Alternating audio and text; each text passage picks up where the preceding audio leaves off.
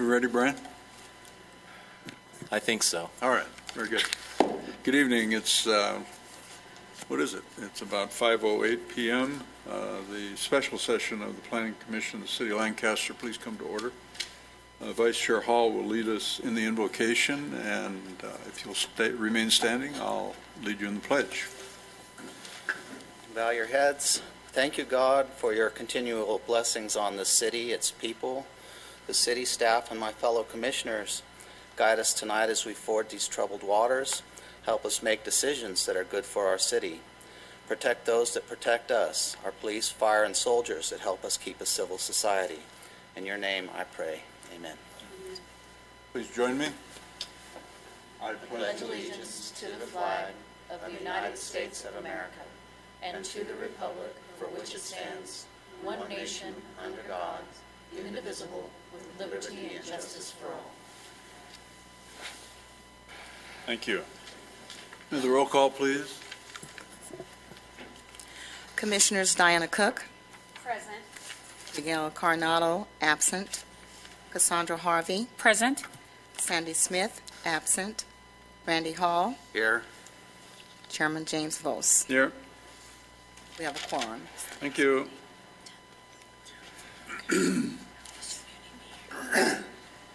Excuse me. The purpose of our meeting tonight is a discussion of the proposed medical cannabis cultivation ordinance. There'll be our principal presenter tonight is our city attorney, Ms. Burns, and there are others who will be joining in. We also have an opportunity for the public to address the commission once we get to that point. And if you'd like to speak to us tonight, please fill out a speaker's card and give it to Mr. Luedeke, and when we get to that point, we'll call on you. Typically, we have about a 3-minute time frame for the public to speak, although this issue may require longer discussion.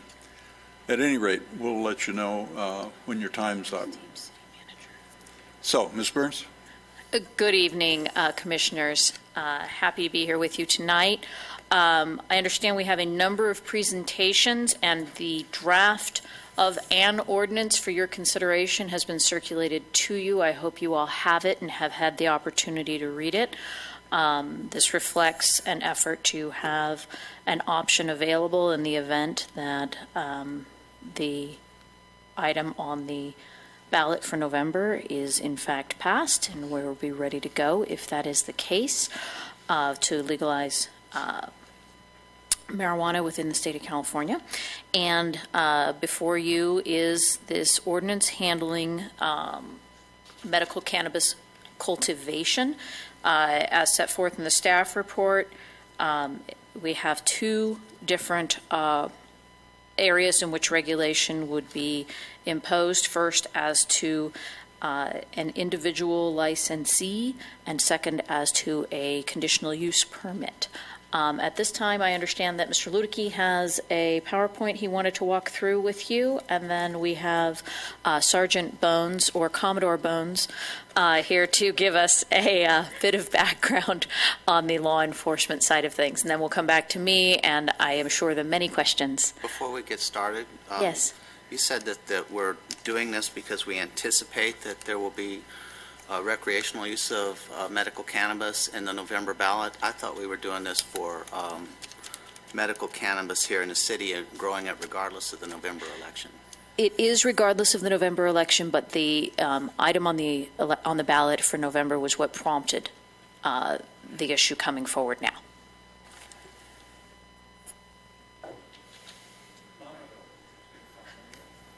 We were jesting with Sergeant Bones earlier. I was asking him his title, and I said I didn't want to inappropriately promote or demote him, and then we discussed whether my giving him a promotion would be effective, and we decided on Commodore. I see. We've never had a Commodore address us before. This will be a new experience. All right, Mr. Luedeke, please proceed. I'm going to ask for your assistance on this, Mr. Chairman. and for the benefit of the other members of the commission as well as members of the audience, there was a webinar that was put together, and both myself, Chairman Vos, and a couple of other members of city staff, including our finance person, were able to listen to that. And it was put on by an organization, Muni Services, and they really tried to look at some of the topics and issues that are involved in, cannabis, both from the standpoint of cultivation and from the standpoint of, any other activities that might go forward. There's some information in here I don't know is particularly pertinent to us, but what I decided I would do is certainly there are things out of here that I thought were significant. Chairman Vos may have some comments also or questions. I don't want to take a lot of time with this, but the opportunity to kind of go through some of the things that they thought were worthwhile. Those were the speakers. I don't know that that's terribly worthwhile, but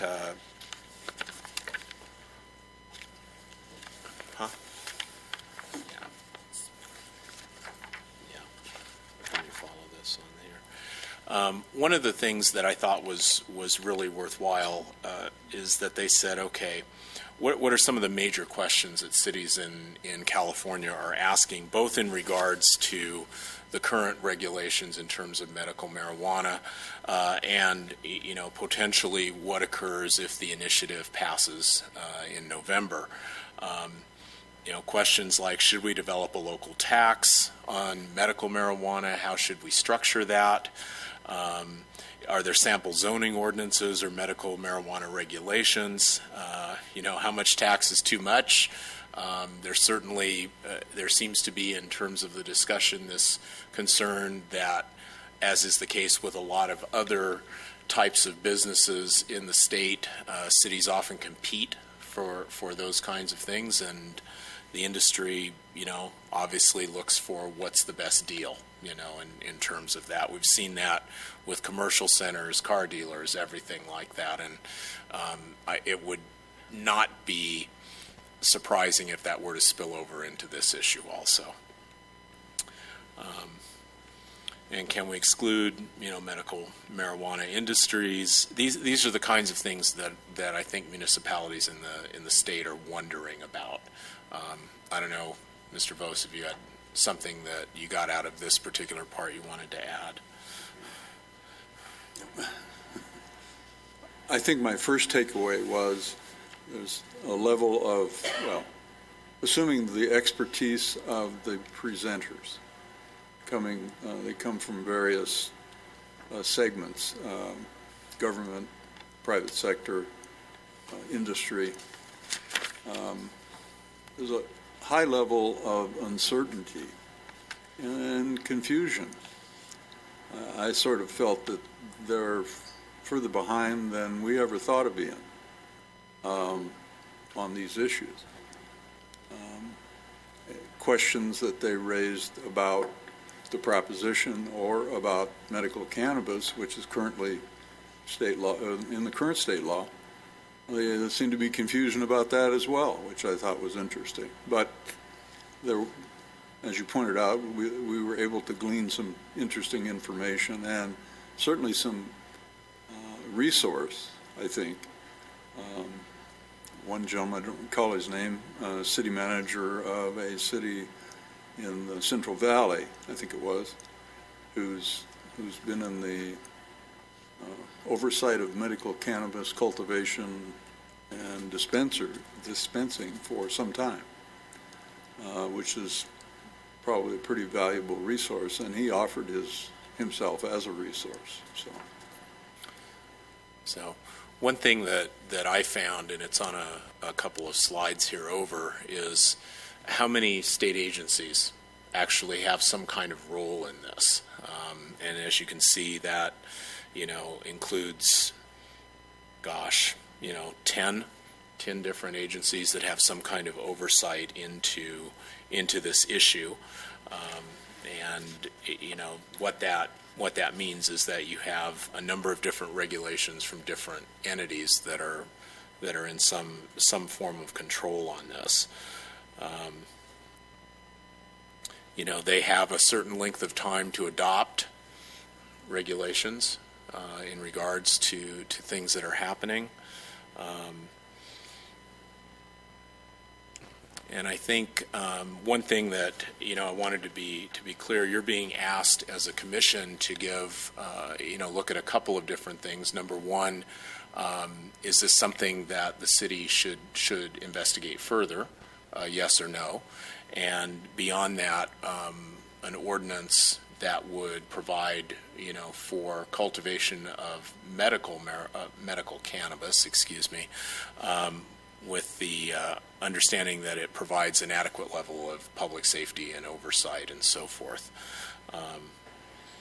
And I think the important thing as we look at the proposition going forward is that if you look at local authority, even under the initiative that's there, cities may adopt and enforce ordinances to regulate business licenses, local zoning, and land use.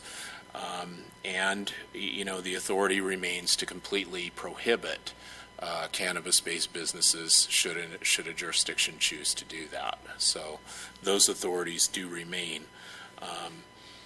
There are state taxes and so forth that are also applied, and the state, has set up. Actually, we'll get to that in a minute, but. Some of the local government options, act and enforce reasonable regulations to personal cultivation, can't completely prohibit indoor personal. There's a number of things that we can and can't do, but remember, I think the ordinance that's in front of you is really about commercial cultivation. So keep that in mind as you look at that. Some of the things that we've discussed, you can limit the number of licenses. You can set other requirements such as distance provisions. Can't be closer than this. Within the ordinance that you've got in front of you, there are provisions as far as safety, security, other kinds of things that are certainly within our purview as a city to require should we choose to adopt an ordinance allowing this type of a use. There's a couple of things that you said in the beginning of your presentation, and it keeps going back to the recreational use. I thought we were just designing this here as medical cannabis. Yes, it is. The thing that's in front of you now is medical, and it's medical cultivation, medical cannabis cultivation that is the thing for you to look at. And on the second slide, it said that Prop 64, if it passes, will sales tax recreational use, but it will lift the sales tax off of medical cannabis.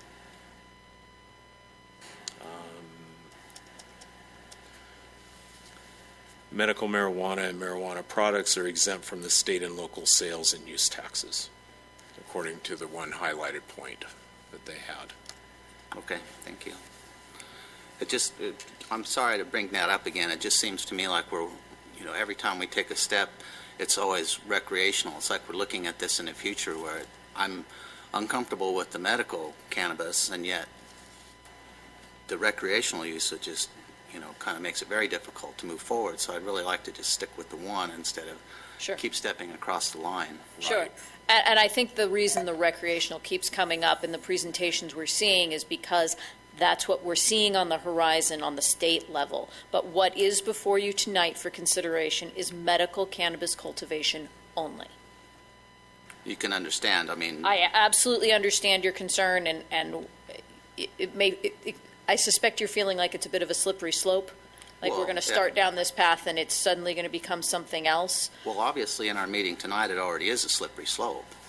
We've walked across the line a couple of times in just the presentation so far, and I'm kind of wanting to stay focused on the one thing, because that's hard enough to focus on. Are you suggesting possibly that striking the word medical and putting recreational in the proposed ordinances would satisfy the intent of some? It's a possibility. Seems like a pretty simple wordsmith to me, but whatever. Yeah.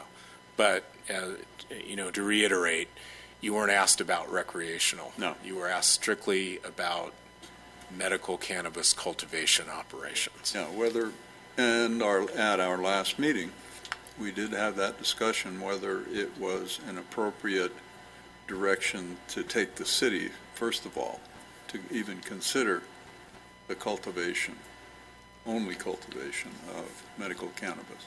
And if so, no matter what our individual position might be or as a group, we are still tasked with the responsibility of coming up with and making a recommendation to the city council for a medical cannabis cultivation ordinance. That is what the council has requested, yes. Right. And Chairman Bowes, we could also have another option too, and that is we could have a series of ordinance that we could send to city council that we say we don't recommend. Oh, absolutely. Yeah, it's not.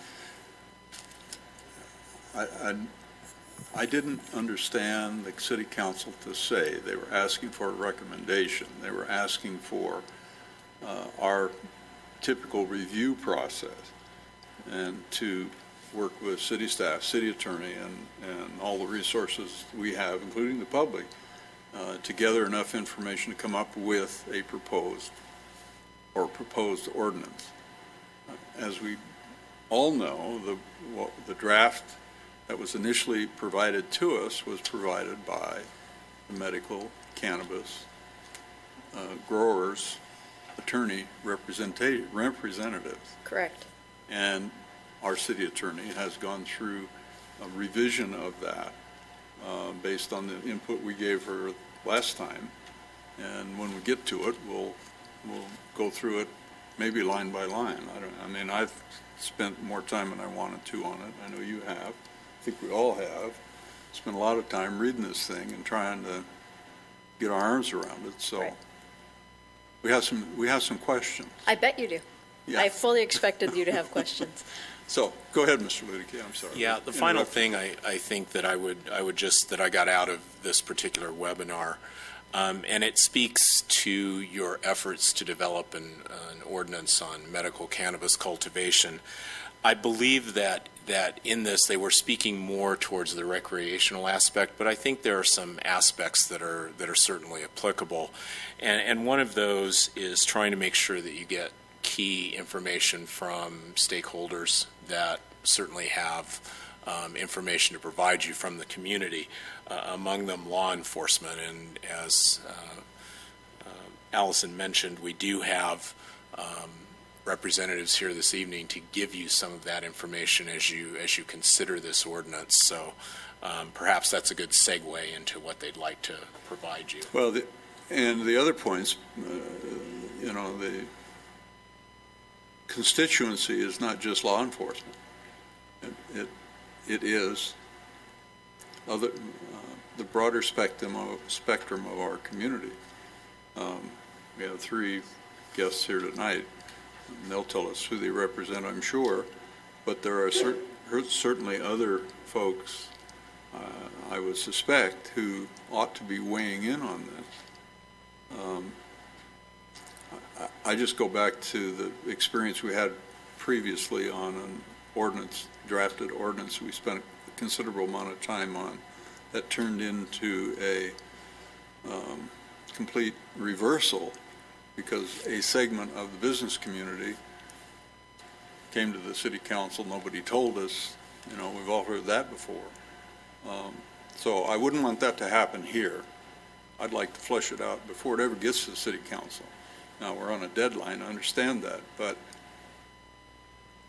I'd hate to see the city council in the same position again because it didn't get properly vetted to the community before it ever got to city council. I'm not sure how we get there, but we'll see. We'll see how we get there. All right? Are you completed? I am complete. Very good. Thank you, Mr. Ludicky. I think at this point, we're ready for Sergeant Bones, and I'm going to just turn around and attempt to control the computer to get his PowerPoint up. Don't ask me to do it. Good evening and welcome. Good evening, sir. Good evening.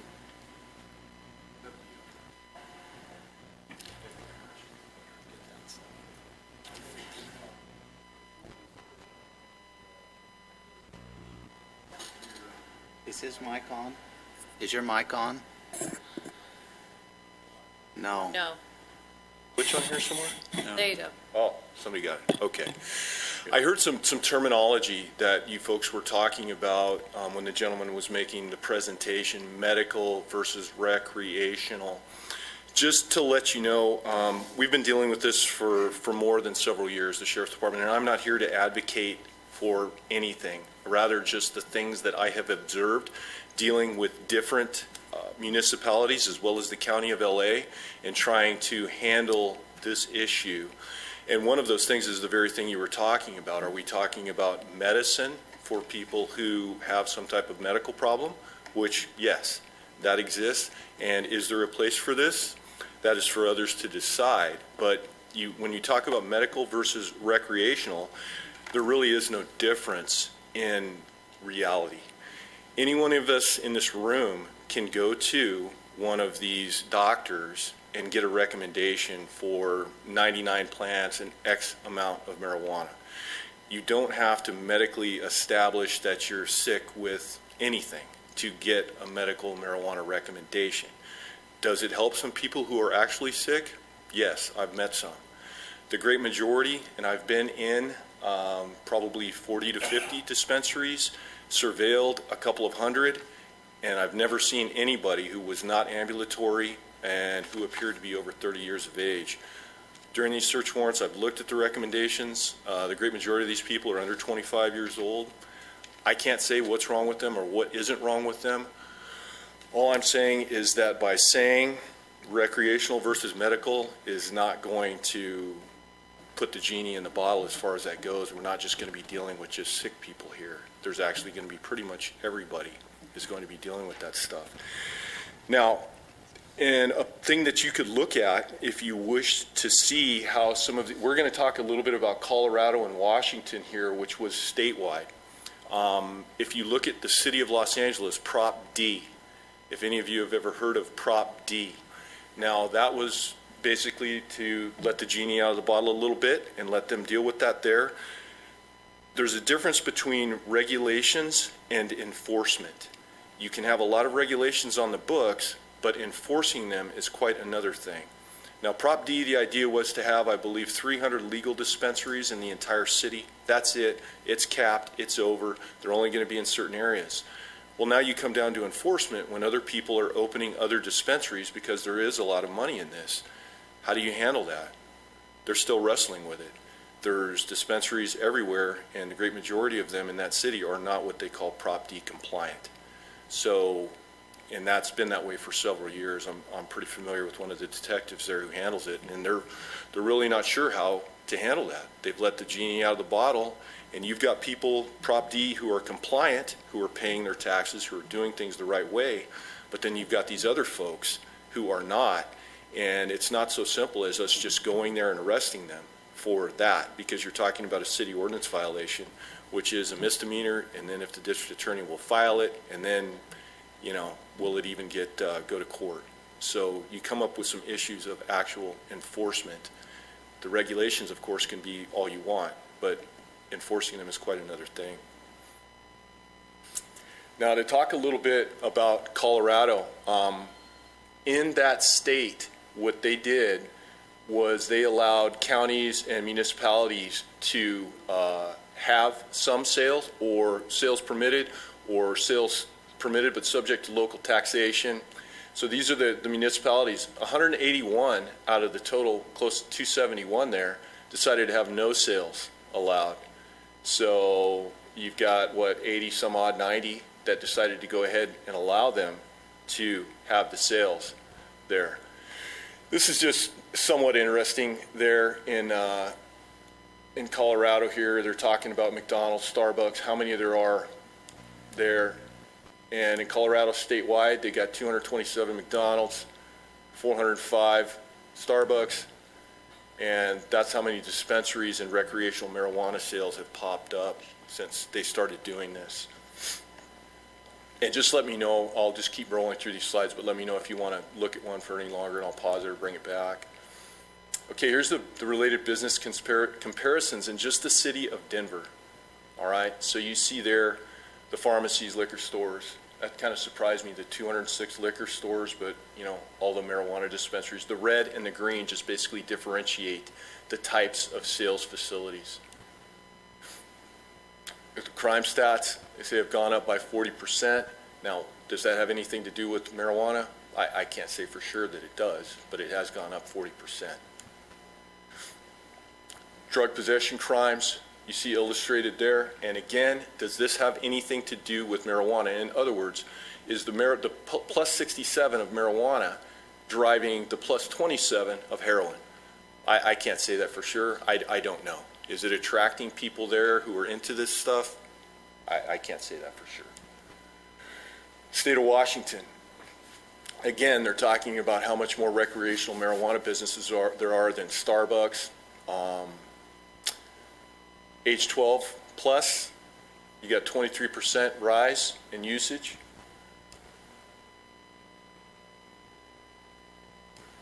And I'll just kind of go through these things, pause them for a second, and let them say themselves.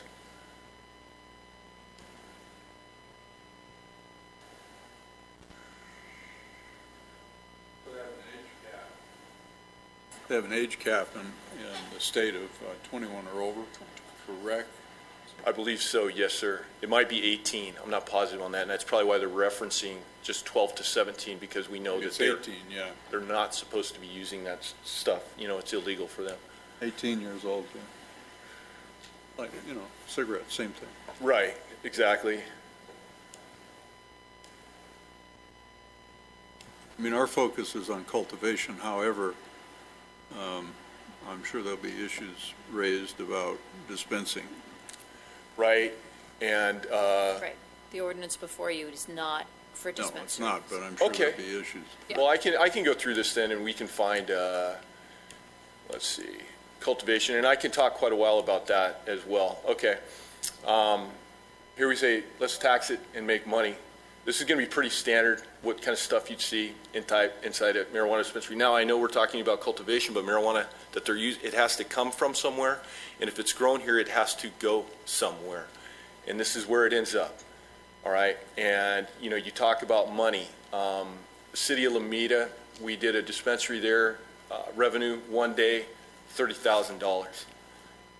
One day, which, you know, sounds pretty good or bad, depending on how you look at it. And what's their product cost against that, do you know?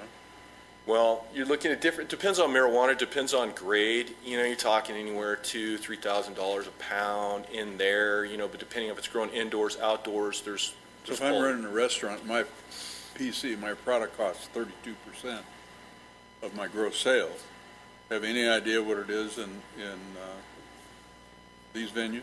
It would depend, again, on indoor or outdoor. So outdoor, you've got the sun, depending on the type of soil, about how much fertilizer, different things you're going to have to add. Indoor, you're going to have to pay for the lights. Those are about $600-700, depending on type, that are going to do you about 2 or 3 plants. And then you got to pay for the electricity. One place that was doing cultivation that we did was paying $30,000 a month, or $40,000, I'm sorry, a month in electricity. That was in unincorporated Palmdale. And they were paying it because they were making more than enough money to pay that electricity in there. And there was something like 9,000 plants in that place. So here they talk about, you know, revenues for alcohol, tobacco, revenue versus cost. So on tobacco, they make 25 in taxes, they pay 200 in, you know, enforcement, health, all those other things. Here's the slice out of the Colorado General Fund from the taxation on that. The green is what they're getting money from marijuana for. The blue, everything else. So less than 1%. And I think here we're talking too about cultivation as well in the city of Colorado. And again, since we're talking about cultivation, this is kind of some stuff here you guys might not want to hear about. Okay, again, we're talking about cultivation. We can go past this. One of the things that you might want to be concerned about when you're talking about legalizing cultivation is butane honey oil, butane hash oil. This stuff right here is concentrated cannabis. In the past, when we would only use the, years ago, it was leaves, seeds, whatever they got off the plant. Nowadays, it's been genetically modified. The buds are a lot bigger. They smoke the bud. Now, when you've got the stems and the leaves left over, which when you're cultivating, you're going to have that left over, you're going to want to make some stuff here called butane honey oil or shatter. They use a lot of different words for it, but basically what you do is you put the stems, the leaves in a tube. You can use butane. There's some carbon dioxide methods. In any case, what it does is it acts as a solvent, extracts all of the THC out of the buds, or I'm sorry, out of the leaves and the stems, and it makes this stuff, which is about 98% pure THC versus normal marijuana being in the 10, 20 area there. So this is some pretty crazy stuff.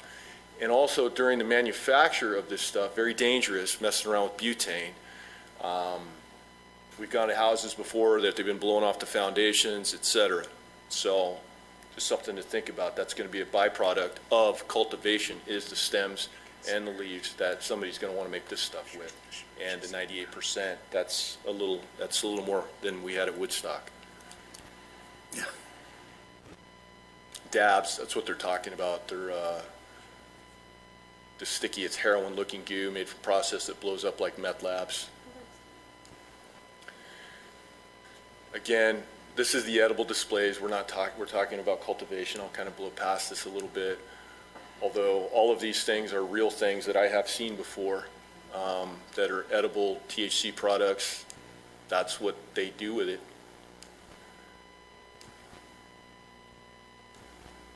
That's a sign, I think, in Colorado or Washington. Here they're talking about health. But I think I'm going to go through this a little bit and then just talk to you a little bit about cultivation.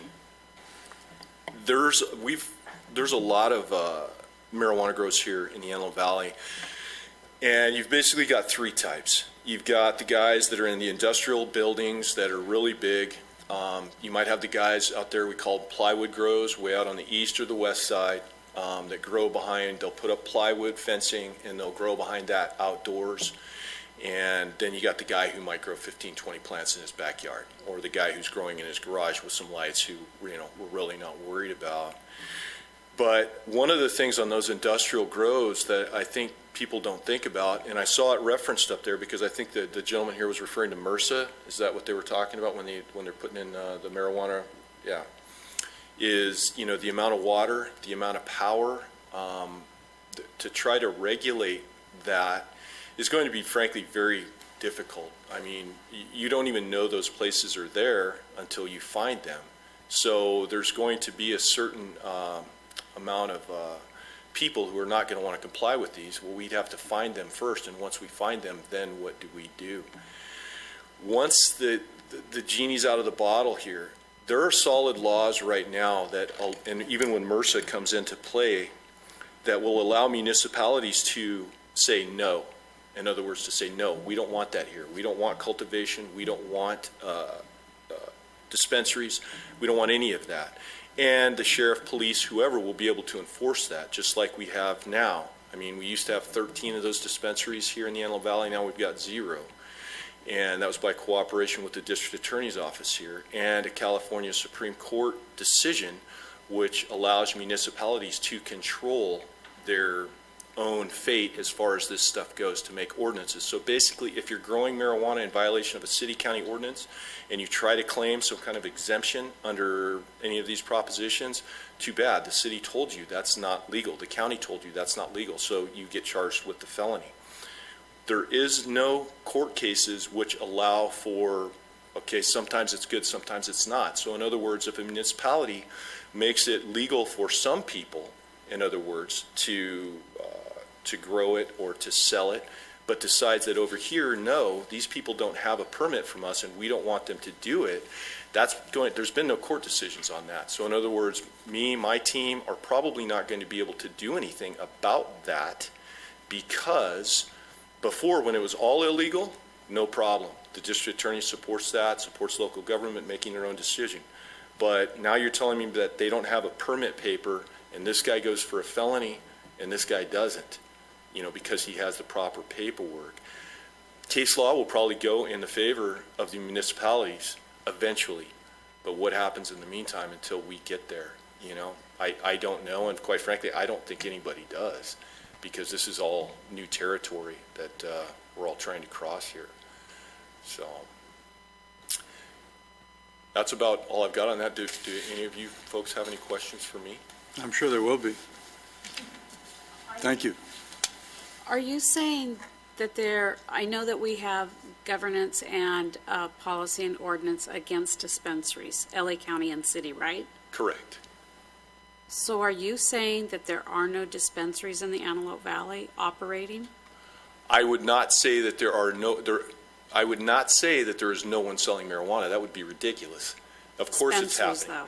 Now, no, you cannot. You no longer in the county area are you going to drive around and see green cross signs and cars driving in and out of there. Now, I'm not saying it isn't happening on a lower key, but where the point we were a year and a half ago, where citizens were calling me about every 10 minutes to complain about these things, no, that's not happening. So in other words, it's still going on, and I think we all know that, but it's not to the point where it's, it's a Starbucks or something like that where they're just driving up there and getting it and driving away. Thank you. You're welcome. So if medical cannabis and recreational cannabis are the same, should we have some very strict guidelines on how we control them? That wouldn't be enforced by LA County Sheriff, would it? It would be city enforced? This doesn't have anything to do with... Have you read the guidelines that the city's proposing? I may have. I don't know if that was something the city attorney sent me or not, but I would be familiar with it because a lot of municipalities as well as the county have along those same draft lines. And yes, we would enforce city ordinances. The sheriff department would within certain guidelines depending on what it is, but then you come up against what is the district attorney going to do with those violations, and is whatever the penalty is sufficient enough to stop them from doing what they're doing. So in other words, if the city fines you, I don't know, $1,500 a day because you're doing something they don't want you to do, and you're making $10,000, $15,000 a day, or however you want to put your time frame, then are those penalties sufficient to keep people from doing what it is that you don't want them to do? And I can tell you in some places like Compton, not even close. It doesn't really bother them. I think the city tries to fine them something like $1,500 a day, and it doesn't bother them one whit. But as far as us enforcing it, yes, I would want to, but I would need to be standing on firm legal ground. In other words, if you wanted us to serve a search warrant on a place that was cultivating, if I knew that the district attorney was not going to file charges on these people for a felony, I would be very hesitant to start serving a search warrant there, knocking down doors, going after these people. If you can understand where I'm going at, I would need to have some solid law behind me and not wonder what's going to happen when this thing goes to court. So nobody has your back in the district attorney's offices, and that makes you hesitant to do your job? That's not what I would say about this district attorney's office, this courthouse at all. They have been very, very cooperative. And as a matter of fact, in LA County, the Antelope Valley is the only place that I could say, how I answered Ms. Cook, is that no, the dispensaries aren't here with their lights on and operating out in the open, and a lot of that is due to cooperation from the district attorney's office here. So if we're talking slippery slope here, and we create guidelines that allows illegal cultivation of medical cannabis in our city, are you trying to tell us that we're going to probably let the genie out of the bottle, as you said, and that we'll have a lack of the inability to enforce the laws from from the police department because the district attorney may side with them, the growers? I wouldn't say side, but you learn when you start trying to they call it filing a case with the district attorney. They're looking for, they don't want to have. They're looking for a win. Exactly. Yes, sir. They're looking for a win. And even if you did win, and let's say they did fine these folks $1,500 a day, whatever, I mean, I know I already spoke about the monster of making this much money. And I don't know in those regulations whether the penalty is going to stop anything. And like I said, the first thing you have to do is catch them. And these people who would be outside of your regulations, they can be very difficult to catch. So the industry is, the industry that's promoting medical cannabis cultivation, and the industry is promoting it, and their legal representatives, because it's a business, and obviously they must be making some money. Oh, yeah. We have no idea of the potential revenue generated by that industry in a grow facility of a certain size. B&P shows it as maximum 22,000 square feet. What does 22,000 square feet of a grow facility produce? Volume, cost. What's it worth? Is it worth $50,000? Is it worth $500,000? Is it worth $5 million? What does it produce annually? And what's their cost of doing business? And what's their profit? Well, gee, they're not profit, they're 501c3s, nonprofit. Well, we all know what a 501c3 is. It's a shield to pay the stakeholders whatever they choose to pay. It's not profit. It's salary and benefits, like any other business. So for us to suggest, for instance, that we should be charging a penalty of $1,500, a violation for a grow facility that's producing in revenue $50,000 a day in revenue, and their cost of sales is 30%, that's $35,000 a day against a $1,500 fine, and you're not going to jail. All you're doing to do is write a check to the city. Sign me up. Well, one way the county has been trying to attack it is there's a business and professions code section, which basically what they're doing is going after the landlords. When they find out what they're doing in these buildings, they serve the landlord with papers, and they have X amount of time to get the person to vacate, to evict them. About half the folks probably didn't know that was going on there anyway, or they don't want to mess with it, so they'll kick the person out. That's fine. But like you just said, and like I've been talking about, and that's what's happened, is even going after the landlord isn't necessarily working because he's making 5 times the rent that he was before, or maybe his place was even vacant before. So, well, to force a landlord into filing an unlawful detainer against an illegal activity, 3 months later you might get a hearing in the Superior Court, and who knows what the outcome might be. right. It's anybody's guess. You got to get in line with 500 other unlawful detainers. And then the other thing I would say to you is talking about the cultivation is the safety of the building itself. I mean, we've seen some of them very professional, I must say. They had some good people in there who knew what they were doing. Some of the other ones scare you half to death when we're tactically trying to clear this place before we start tearing it down. I mean, it can get pretty hairy when you're running that kind of power, and they change inside the buildings. Some of them are 2 decks tall.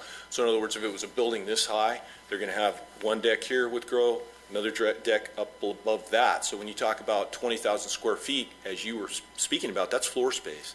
Now, let's say they converted it to 40, the inspections prior to them getting started on this are going to need to be pretty good, because depending on who it is that builds this thing, they need to know what they're doing. So it would probably be in our best interest then to engage our own staff to come up, to try to understand the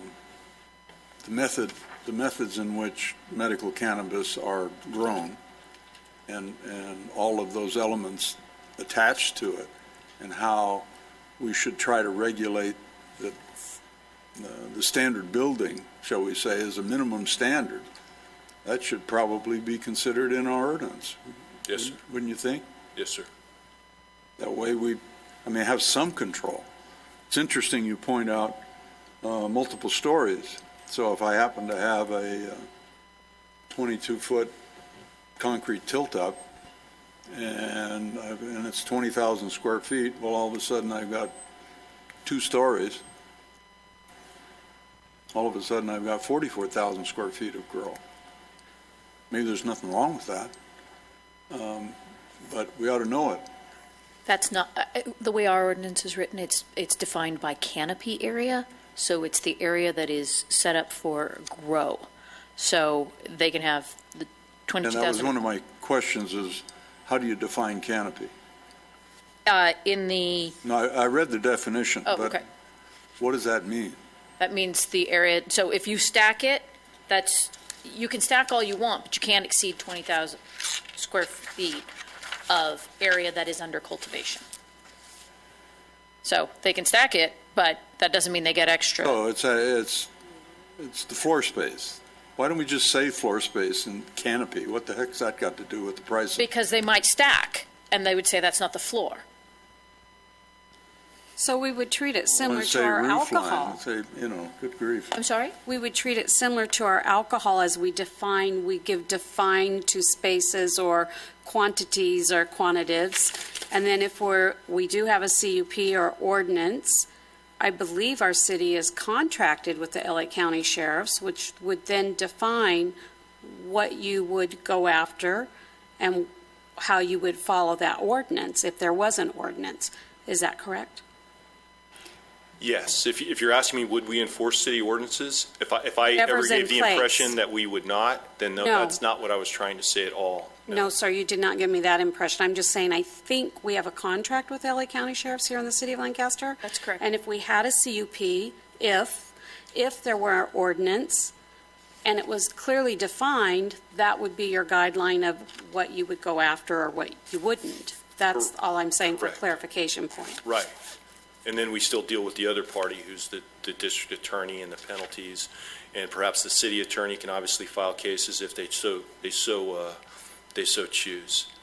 But I would think this whole regulatory agency, or however you would want to call it, this team that you would have to be everybody from deputies on down to, the city inspectors and everything else.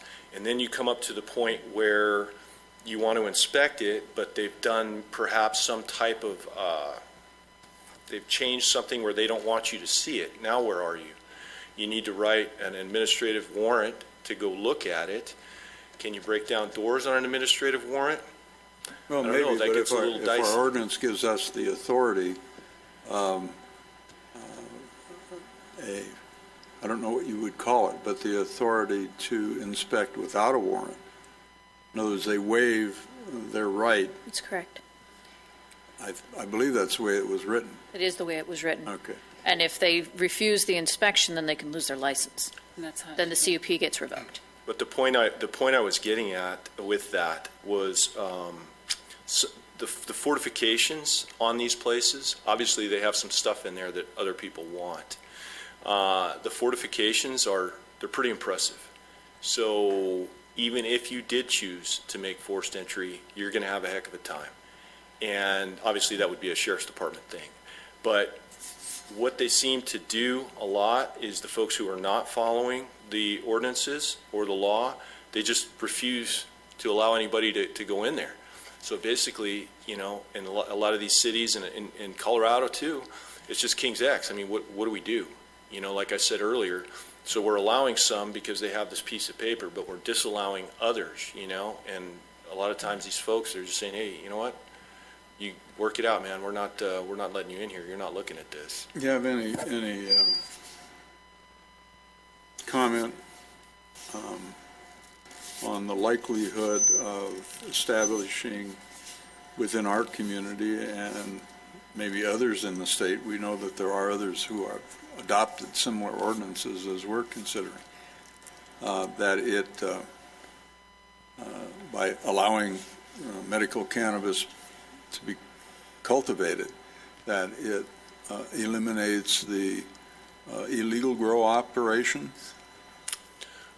Now, not knowing any of this firsthand, all I would say is if you think about it, if they are paying you, the city, the legal people, which there will be, now what is that adds cost, like you and I were discussing, and the guys who are trying to do it the right way are going to be charging more for their product. The guys who are doing it the wrong way, who are evading you, are going to be making more. So, Or possibly the nonprofits, right. the heavy hitters in the industry, then possibly would tend to dominate the industry, and they would control the grow and the price, and it would be I would think that people who wanted to play along with it, with Standard Oil all over again. I would think that the people who would want to play along with it, because the money's in there to play along with it, you know. I can't say for sure, but, you know, obviously there would be plenty of people who would comply with the ordinances. But It's our kind of problem- like charter schools, you know, that there's a pot of money, and if you establish your charter properly and you establish your nonprofit properly, and all of a sudden they seem to be very successful and the revenue stream's high, and you don't see too many beat-up 1936 Fords in the parking lot, that's for sure. Anyway, and that's an anecdotal comment. Sergeant, have you been into grow facilities, seen them? Oh, yes. Have you seen any grow facilities that have increased the CO2 in there to make the product grow faster? Yes, very common. So how do they do that? They have a CO2 generator, it's called, and it'll either run off of propane or natural gas to create CO2. And the reason for that is in the enclosure, the plants are creating so much oxygen, and there's no humans in there on a regular basis. So we know that we know the cycle of life. CO2 goes to the plants. We all understand that. Well, if you're going to grow plants in that indoor environment, they're not getting the CO2, so they have to generate the CO2 in order to make the plants grow correctly. Have you ever seen any of those generators cause problems like blow up? No, I've never seen one that blew up. There was one in a newspaper recently that leveled the building. Well, that's probably because it had a gas leak. You know, that goes along with what I'm saying. You get what you pay for. You know, and these places we go in, we can tell that a pro put this together, and you go on some other ones, and it's going to make you a little nervous. You know? So you said there were fortifications inside these things. That's not so much to keep out that's to keep out somebody with some nefarious ideas on stealing the product. One of the requirements in our guidelines is video surveillance. 120 hours has to be kept, and we're supposed to be able to demand it at any time. As a law enforcement official, what would you think if that video could be looked at any time you wanted to look at it? Just call it up on your cell phone. Or downtown before you even actually went in and had somebody looking at it. I think that would be worthwhile through some type of Wi-Fi technology, and especially for you folks, because you want to know what's going on inside there. In other words, if they tell you they've got 5,000 plants and they've got 10, you know, that's something you folks would probably want to know as well. Do we think we could make that a recommendation in our guidelines that could be looked at? We can look at it. I would be a little concerned about whether that line could be hacked, and then people would know their security protocols and nefarious. I don't know the implications of that, so I can certainly look into it and see if anybody's done it and how they've done it. It just Find- seems to me find like out it could what- be a requirement. Yeah, find out which cloud company you can load it into, and they can Right. be accessed with the proper, Credentials, yeah. We can look at it. you know, Allison, use the same cloud your firm uses. Okay. Huh? Yeah. So also in these fortifications, would you say that the people on the premises would be armed? Yes, on occasion, not always, but yes, sometimes. How do you feel about that? Well, I mean, as far as that would be up to you and your ordinance. I mean, it's private property. They have something that some bad people would probably want. And, the plants themselves, there's a certain time when they're going to be vulnerable. So when those plants are growing in the pots, that's not when somebody would want to break in there.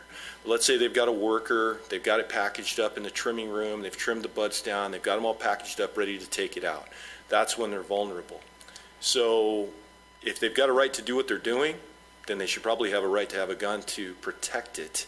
That would seem to be legal reasoning, but you folks might feel differently about it.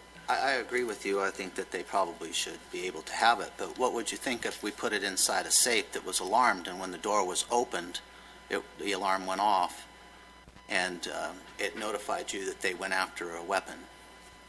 I don't really know about that, sir. You wouldn't think that would be a good idea from law enforcement, that all of a sudden one of our grow places was suddenly arming themselves? That would probably be a big red flag to me if I was in law enforcement. Well, the only thing that would tell me is that they're going to get the one that we know about. We're not going to know that they walked in there with one in their waistband or whatever. So They would still be breaking the law. Would be a point that they could be arrested on. true. Stopped and frisked type of deal. Could run them through a magnetometer as they went in and out of their building. Possibilities like that. I mean, if we're going to make guidelines, I'm thinking these guidelines are going to have to be pretty strict. There was a couple of yellow highlighted things about whether or not we should know the number of employees, and of course the employees are important to know too, whether or not they have criminal background records, criminal stuff like that. But it seems to me like if we're going to have fortifications, we're going to have a place that is going to be set up to possibly be attacked from another whatever, a criminal element of some sort, that we ought to have as many things in place as we can, from video surveillance, armories that are on premises that we know about when they open, things like that. It would be important because some of those armories can carry some fairly substantial weaponry. Correct. Well, it could be even, you could use Brinks when they go into banks or when they take money out or take money in. That's valuable. You can treat security to that level as well and do tracking. I mean, there is all kinds of ways to track. 22,000 square foot grow is going to produce a semi-load as opposed to a standard Brinks armored truck, I think, volume-wise. I mean, it's big, it's not heavy. It's going to be pretty good size, yes. You had some questions? Yes. One of the things that I'm concerned about, I know in the last few years in this city, we've prided ourselves on carbon footprint, and I'm trying to understand something. You mentioned that some of the power, some of the uses that some of the ones in Palmdale, $30,000 a month for electricity. Is there a way for us to build that into the permit to baseline what their existing carbon footprint would be? If we took a baseline, what they were using from a metric ton perspective, and looking at where they would be if there was overusage, is there any way to monitor that or keep them within a certain amount of usage? Sell them Lancaster Choice Energy, it doesn't matter then. Sorry, let me turn my mic on. Spitballing a response to your question. We could put in a provision requiring reporting and documentation on their utility usage. Because we've talked a lot about in this city over the last few years how we pride ourselves in, the net zero, the whole. Right. I mean, we could require them to select the green option from either SCE or LCE. I don't know that we can necessarily order them to. But I mean, if we looked at baseline usage, and if we as a city are priding ourselves on the one hand that we want to be net zero, the model city for that, I think this almost regresses us to some degree. And I'm looking through, and I've not seen that language anywhere written thus far. So I think that's something that warrants maybe perhaps using some sort of language that we take that into consideration. So is your concern on the electrical usage, the water usage, both? Electric mostly, but then we're facing year 5 approaching drought, for example. So how do we control that even? We talk xeriscape or zeroscape, whichever the word is, XERI, I suppose. Yeah. So I think some of that language needs to be a part of this, and I've not seen any of that language thus far in this Okay. document. Thank you. Ms. Burns, I think your idea on conditioning them to require them to have the green option should be in the guidelines. Okay. Commissioner Harvey, would requiring green option satisfy your concern on a baseline for electricity? If they're using the green option, then they're using, I think it's 100% renewables. Do you still have the baseline concern, or would you? I think that would take it into consideration, because my concern is increasing That the we- carbon footprint. How many metric tons are we Right. putting out there? Right. We should be reducing, Right. as opposed to Well, getting bigger. And that begs another question. What's AVAQMD, how are they going to, That's- how are they going to weigh in on this type of use, which is out of our purview? However, they will be required, any Right. business is required to have oversight from them. Right, and there is a provision in there requiring them to comply with all water quality, air quality, and other requirements of other jurisdictions and enforcers. So that is in there as part of the requirements to obtain both the CUP and the license. What is the green option, just so I know, if it would be applicable? What is The that? green option is the option for selection of their electricity provider, 100% renewable electricity. So like they would have solar panels or windmills? They would select an option from the electrical provider, either Southern California Edison or Lancaster Choice Energy, which is our own energy provider. And that source obtains, when you choose the green option, they obtain all of the electricity for that user from renewable sources. So water, wind, solar, hydro, et cetera. And I would say about any power restrictions is this stuff only grows one way. So in other words, they have lights on cycles, on timers, things of that nature, water on treated water on timers, with fertilizer and different things they put in there. Some of which these fertilizers and pesticides are not approved for food products. Some of them you can't even buy in the United States anymore. They're brought up illegally from Mexico. But there's really only one way to grow this stuff. And if you were to try to put a power restriction, in other words, they can only use the power between this time and that time, and I'm not sure that that's what that means, but the restrictions are not going to look good to these folks, because they're going to have a certain schedule and a certain way that this goes. This is scientific to the guys who really know what Well, they're these are, doing. what, hydroponic, is that what? That would be about right, yes. They use the little grow pebbles and things like that, and you see the schedules and everything, and they know pretty much almost to the day when they're going to be harvesting this thing, and any type of restriction from outside on that power is going to mess them up, and again, make it appear to them, well, why would they want to comply with this if it's just going to mess up their... Well, from a regulatory perspective, we write it. If that's what the ordinance would be, then is comply. Yes, ma'am. I'm just talking about your chart you had up for Colorado, the number of those that were not in agreement with growing them in their communities, so. Right. But the thing I'd like to come back to real quick Go ahead. is just understand that once you create a standard that says this is legal, this is okay, you don't really have the option to say, oh no, not anymore, for you over here. That's very murky legally. Eventually, I think we're going to get there with MRSA. The way is if you're not licensed by a municipality, then you can't have a state license, which means you will be charged with the felony as far as cultivation or sales.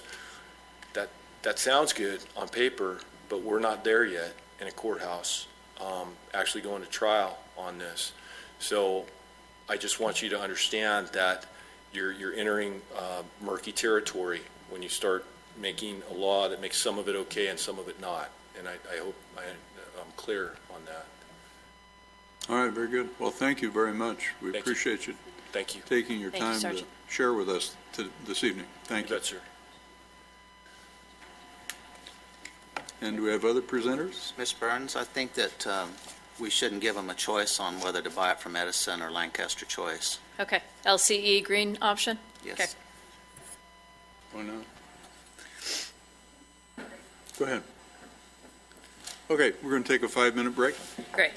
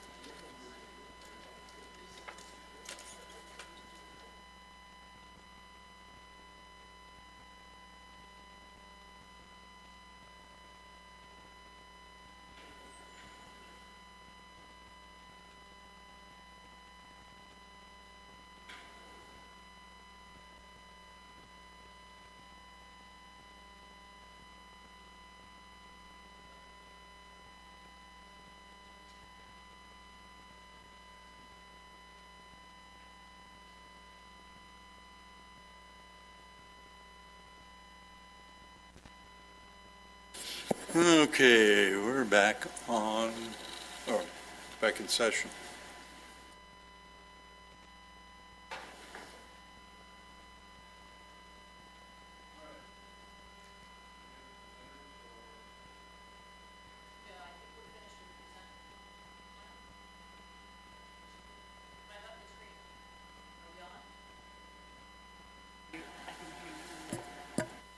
Are we on? Hey, there we are. There we are. I don't believe we have any further presenters. All right, very good. So All right. I'll leave it well, to why you, don't Mr. Chairman. Why don't we start with 556? If that's all right? Sure. Because that's where I started. It said A. That means you're supposed to follow the alphabet, right? That's the beginning. That's what those nuns said. Start at the beginning, And when you get to the end, stop. and don't say too much.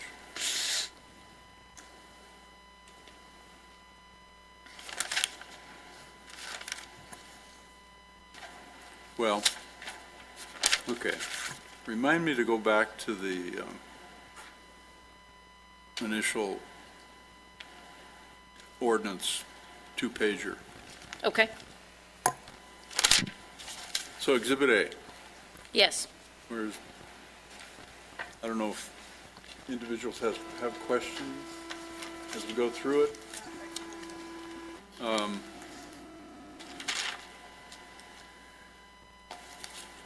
So dispensary is identified as in .020, number 5, a dispensary is identified in this particular ordinance.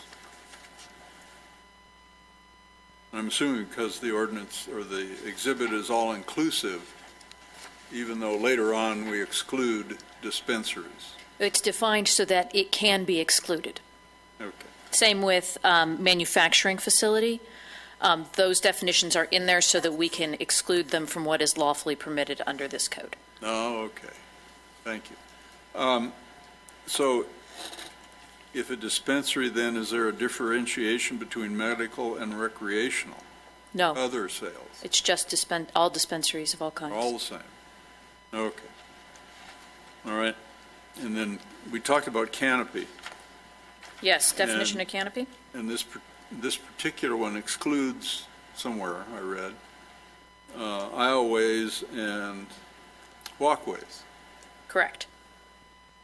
The way we've defined the canopy is the area covered by the plant at the widest point measured in a straight line. So why don't we just make it the whole space? And then, who in the hell's going to go in there, pardon me? Who's going to go in there and measure the width of the grow in relationship to the 22,000 square feet or whatever the number turns out to be? I mean, how in the heck do you manage that? Well, my expectation was that we would get the operations plan at the time that they were applying for the license or the CUP. The operations plan would have the delineation of where the grow would take place, and it would have, they're either going to stack it or they're going to have it, one level, per square foot, and that area depicted on that layout would tell us what the maximum canopy could be, right? Because if you've got a box 6 feet long, your canopy can only get so big. 6 feet long by 4 feet wide, you can only have so much canopy in that space, right? Canopy is the size of the bush. Correct. So if the bush encroaches into the aisle and walkway, Then they might be technically out of compliance, but if why don't we get rid of the aisle and walkway and call it all? do you want it all, or do you want the grow Then we don't have bed? to have 16 people in there measuring. Okay. So you want to change the definition of canopy or take canopy out and make it the definition of the area including vertical so that they don't stack? Okay. Simple. Well, I'm trying to get to the KISS method here, Yep. and I don't know if I'm doing it right. I have no idea. Okay. But I was trying to make. I know how to yeah. grow peaches and cotton. I do not have a clue about medical cannabis. I got to say, neither do I. Okay. Are the grow boxes movable? We're not going to condition that they can't be moved around. Yes, they can move. So they could have some in the dark and some in the light, and they don't have to have as many lights then. I don't know. I'm sorry. My knowledge of how you cultivate marijuana is exceedingly limited. It's a crop. It's a crop. It requires Care. water and light and care. Like a tomato plant. Okay, so Well, do we want to define it by the area under cultivation, and you want to include vertical too? Because I don't think we want to get in a situation where we've got, 7 levels over 22,000 square feet, right? Well, whatever the square footage turns out to be, but yeah, use that number for the sake of discussion, I suppose. I just want to make it simple, Okay. and I don't know what, if this was Huell Hauser and we were visiting the poinsettia growers down in Oceanside, we'd know what it looked like. Right. Does it look like that? So does, Let's assume for the sake of conversation, it looks like that. Right. What advantage or disadvantage is it for the administration of it to either include or exclude the aisleways? That's the question. Any thoughts? Including or excluding aisleways? We don't have to decide tonight. We Yeah. can come back to that. But I'm just trying to make it simple. Okay. I'll see if I can come up with a simpler definition of what is the grow area. By the way, Huell passed, so. But you can watch the repeats on, like last night Okay. on Channel 15. Okay. Right? Thank you for that input. Anybody else on that section? .030. A. All through this document, it reflects state and local laws, except when you get to regulations, on and on and on. And by the way, guys, I'm working from the revised one, which is the one you have.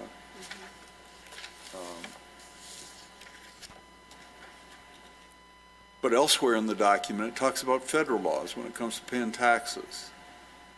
So it's somewhat contradictory. Well, that's in recognition of the fact that federal law prohibits. but I thought it, Doesn't prohibit the grow, it prohibits You're the neutral. dispensing, right? Dispensing and sale. But does federal law prohibit the grow? Or do we know? I believe it. Or do we care? I thought federal law is, it considered it a controlled substance, no matter what. Yeah.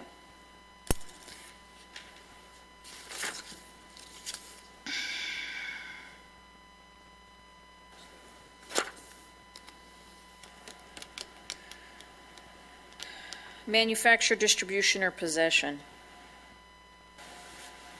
is what's Okay. prohibited under federal law. But we're not manufacturing it.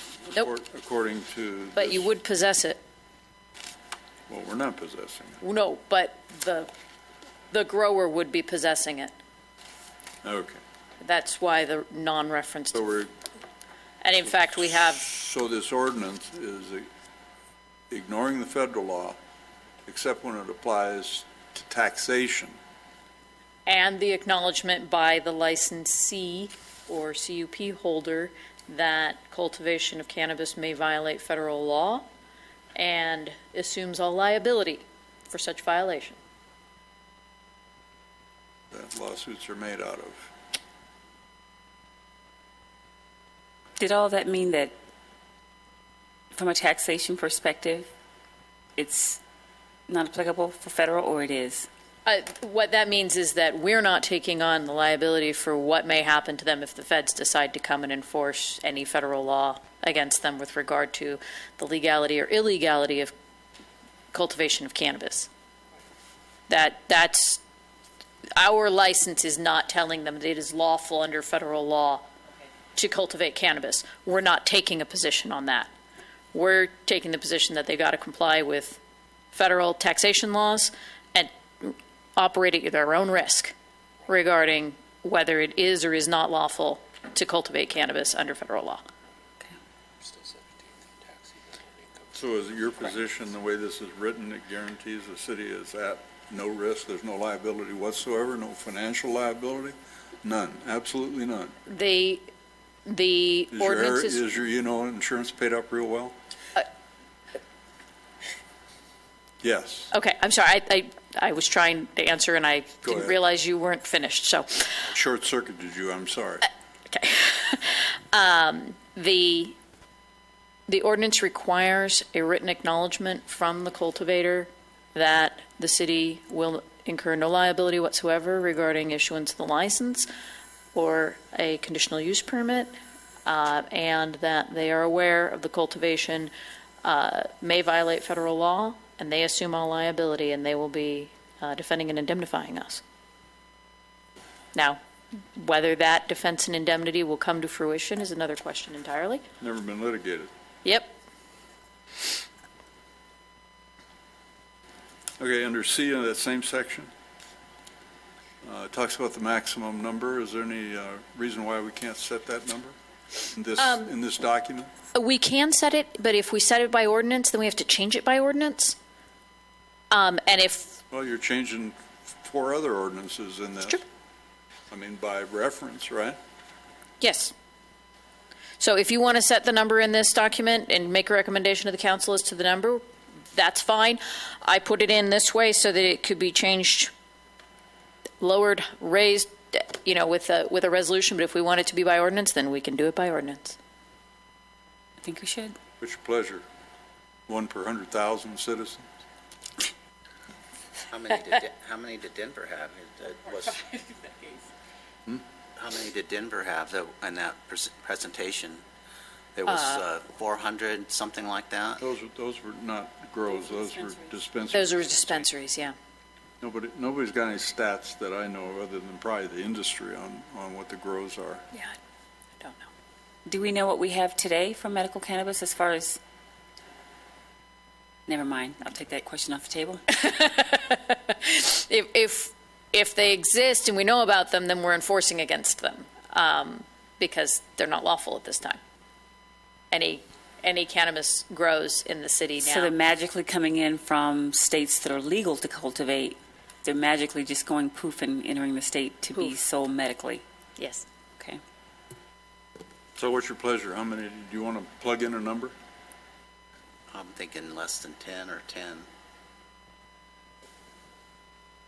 250,000 square footage? 10's a lot. Yeah, that's a lot. That's a lot. I'm thinking 1. No one asked me, but I was thinking 5, but That was the first number I Okay, thought so of. we'll even it out, 2.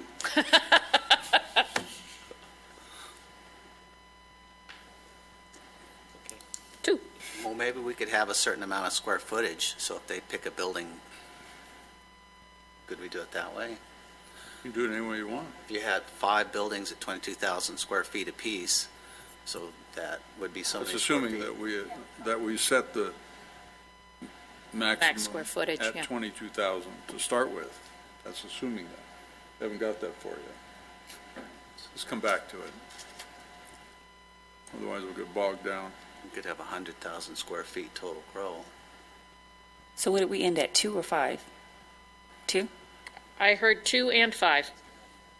You said 5. I said 5, someone else said 5, you said 2. The 5, 7? I don't know. 5. I'm good with 5. I think we ought to have No. some number. You know, when you're crafting regulations, when you're standing on quicksand and you have no idea of the outcome, it's been my position, conservative approach is better, and that's typically Yeah, the we would way have to put a operate. maximum on it. So the language would read no more than 5? Oh, she had asked if we could say 5 or fewer. And Still conditional use permits and. still this- conditional use permits still coming to you. Still. All well, got to get Okay. approved by you guys. However, you still have to make the right findings. Correct. We haven't got that far yet. Correct. So what do we want the number to be, folks? Should we take a vote? No, We can't. can't vote. Pick a number. A number. It's going to be a number. I say 5. Put a blank in there, and then when we get to the voting part, after we get more public input, then we'll decide what it is. Very good. How's that? That work? Okay, I will put a blank in. put a blank. Okay. How about D? Shouldn't we include the taxpayer's ID number in there, both state and federal? Sure. I mean, wouldn't we want to have that information in case? Certainly. We can put that in there. And that's why I'm You want that on the confused. license, or do you want that on the application? Well, I think it should be wherever it's appropriate. Okay. I mean, it's all public record, but also in this, we also have the ability to strike that from distribution, the personal information, right? Oh, yes. If we were to get a public records request or something of the like, we would absolutely redact taxpayer ID numbers. Yes. If we want to have the local licensed displayed at the location, I don't know that we want to have the taxpayer ID on it, so I'd recommend we put that in the application rather than in the license itself. Maybe the application, yeah. Okay. I don't know, someplace. On 040, isn't a cannabis distribution facility a grow facility? Well, it's calling it unlawful No. manufacturing. Distribution facility would be a facility for the distribution. A grow facility, yeah, yeah.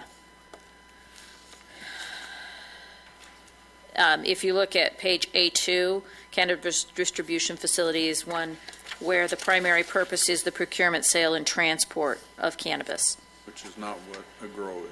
That's not what a grow is, by the cultivation.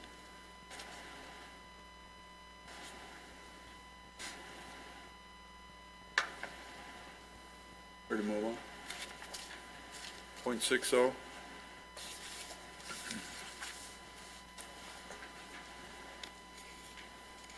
My note said all laws, and why did I put that there? I think you're probably thinking of the federal issue. Maybe. You mentioned it earlier, that's the only reason I say that.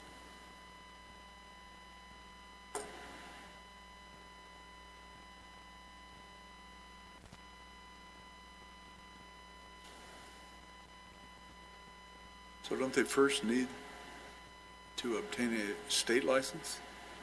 Isn't that the process? Or is it local first and then state? There's a conflict in the state law on that front. How do we write an ordinance to protect ourselves? We're requiring them to comply with our local licensing ordinance and all state laws that apply, Not all laws that apply. not federal, because of the issue we discussed a minute ago. All is all except. Excuse me? All is all except. Okay, under D, Yes. you reference 5.53.050C, and it doesn't exist, or at least Oh. I didn't find it. Okay. I'll make sure the reference gets corrected. Maybe it's there, I just didn't see it.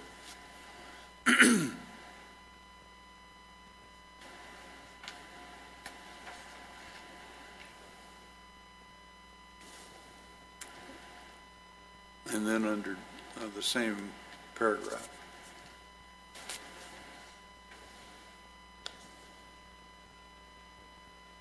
So read out the last part of that sentence. Of which sentence, I'm sorry?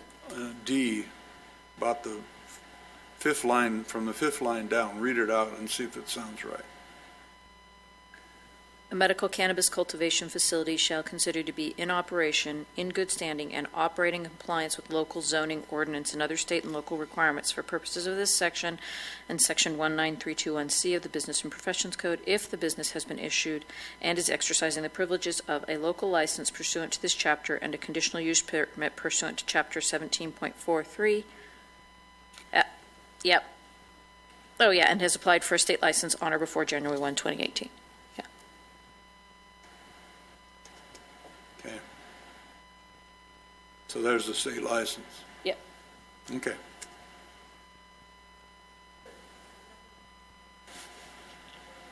I cannot hear you if you're trying to get me to hear what you're saying. Can I provide a little clarification on D? I don't know that are we taking public comment this time, Mr. Chairman? Not yet. Not yet. Okay.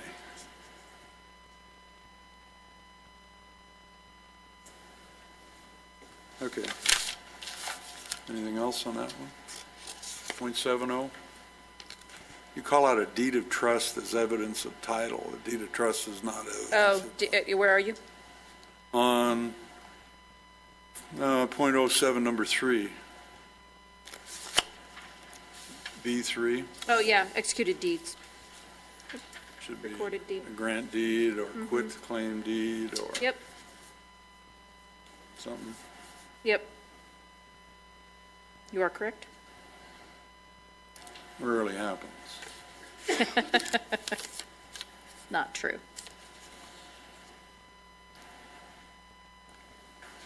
Okay, this gets on to what you were talking about, Randy. Number 4B talks about securing the recording device storage operation. All right? Yes. So it's important to have sufficient record. That's where you're going with this.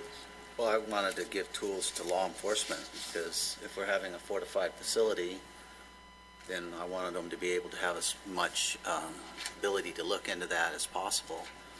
And then big red flags goes up if the video surveillance goes down. Exactly. But it calls out 15 minutes on when it fails. So you have to have a backup power supply that lasts for 15 minutes, which seems pretty skinny to me. You want longer? Well, Yeah. Or redundant system. something. How's your shop run? Before I put somebody in space, we have redundant wire and redundant system, and the same thing on airplanes, redundant systems. Yeah. So, how do we capture this? How do we write into this an ability for the city and its services, the city services, including contract law enforcement, to be able to access information from the visual audio recording of the facility at any time, from any source? How do we get there?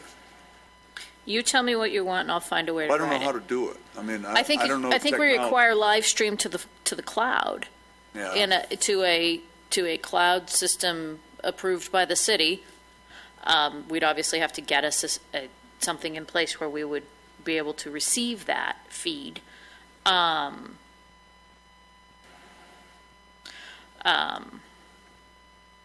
And I don't know about any yet, so I can't tell you what entities allow that to occur. I hadn't thought of that idea. I like it. That was one that hadn't occurred to me, so I didn't write it in. But what I hear you saying is you want the ability for there to be a live stream of the video surveillance, and then with an alarm system,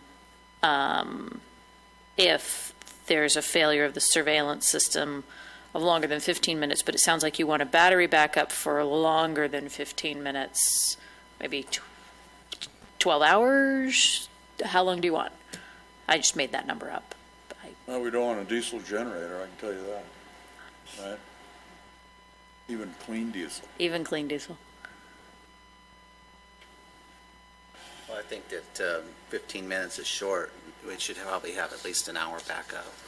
And then probably, when you do your research, you're going to have to figure out how to keep the Mission Impossible thing from happening, where they put something in front of the camera. That's what I'm worried about, is that we rely on this, live feed, and then they Ocean's 11 us or Mission Impossible us, and a substitute feed goes Well, in. that interest isn't in the, in the grow, it's in the storage, it's in the marketable product. Right. The finished product, or finished products, I guess. I'm assuming. Tomatoes. When the tomatoes are in the lug box, ready to be shipped, right? Tomatoes. And I have it written right now that prompt notification goes to the manager of record of the medical cannabis cultivation facility. Do we want an alert to go to city and/or LASD, if they'll accept it, if the think video so. surveillance goes down?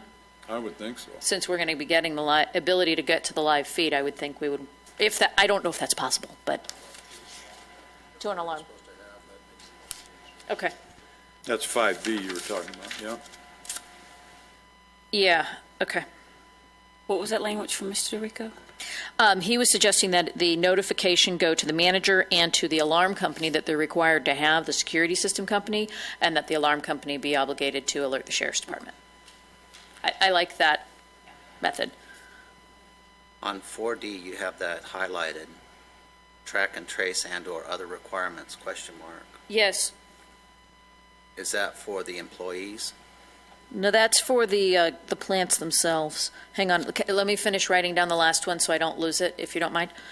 Let's report to ASD. Okay. Sorry, flipping back to 4D. There are requirements in the law that the state is to, I'm flipping to them, please pardon me for a moment. Grow to user. Excuse me? It's from the source, the end user, and everywhere in between. Correct, and Treating it like toxic waste? yeah, Well, I'm responsible for the We do have toxic some in waste there, I yeah. generate from making it, transporting it. right. And that comes in a little bit later. There's some requirements in here before the state system comes online, and then the expectation is the state system would take over it in 2018 when that comes into place.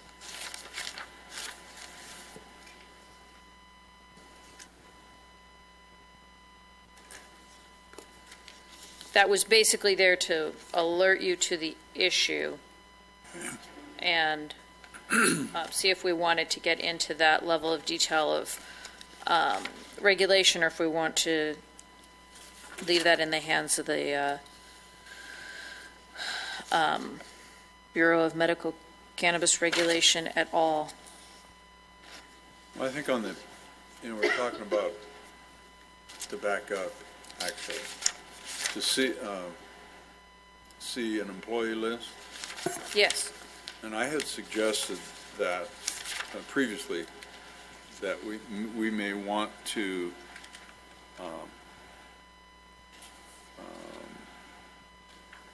set up a system of permit approval for employees, a monitoring of them, and similar to what we do in 1716.540, which is in the adult-oriented business ordinance. Sure. And I mean, that's kind of the structure that I Sure. was thinking about, Okay. that gives you a way to track the employee, their background, their history, and then as they come and go, they have to be licensed by the city to start with before they ever go to work there, wherever there is. On the track and trace question that you raised, Commissioner Hall, Yes. on page A13, item 5.56.130, sub K, there's seed to sale tracking requirements that require until the state implements 19335 of the Business and Professions Code, requiring them to use a third-party software to track all sales, transfers, purchases, receipts, deliveries of medical cannabis and cannabis products. So there's some coverage there, but it is not, it's a more truncated version of what the state is required to implement under 19335. And so I included it in 5.56.070 to provide the opportunity to discuss whether we want to go that far into that great detail, or if we want to just simply refer to 19.335, or excuse me, 19.335, not .335, my apologies, until the state's system is in place. I wanted to provide you the opportunity to discuss it, frankly, is why that note So was if in this there. is medical marijuana, cannabis, sorry. Cannabis, cannabis, cannabis, cannabis, cannabis.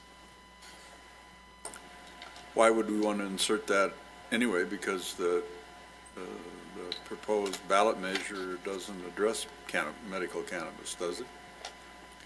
This is existing Business and Professions Code. Okay. What? And Health and Safety Code. Thank you, Jocelyn.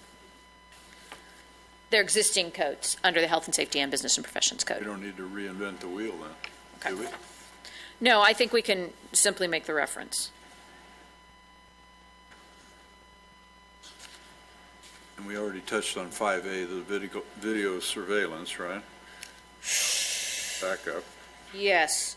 And B, the alarm system, I think, is B. Right, and you want the alarm, Shall System, be an audible right. interior, exterior security alarm system, perimeter, blah, blah, blah, blah, blah.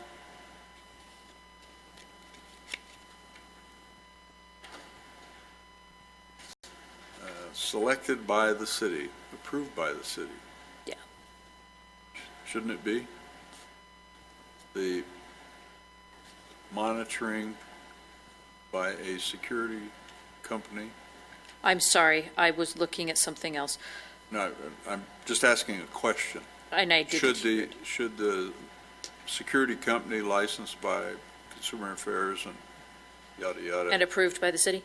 and Sure. approved by the city? I mean, wouldn't we want to know?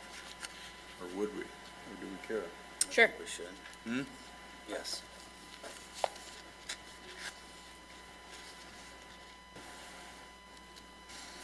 So, here's my notes on the alarm system. You're talking about an alarm system being in a video surveillance, but I didn't find, it was absent the points where security should be installed. Well, in B, it says on all perimeter entry points and perimeter windows, and then on the video surveillance, Let's talk about how folks get into buildings, Okay. all right? This is only from personal experience. Roof hatches, skylights, exhaust system vents, relief vents, HVAC duct systems.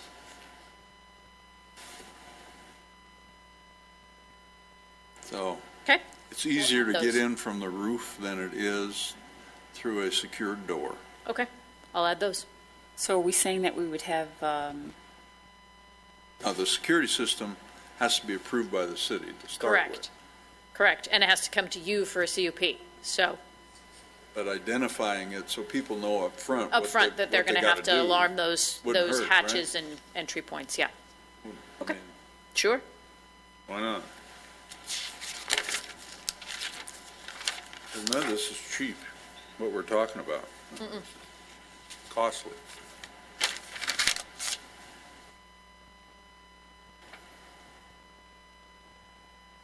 And 5G was product transportation, which was highlighted. Yes. How do we deal with that? A question was raised to me about whether we want to require additional security at times of transport of the product.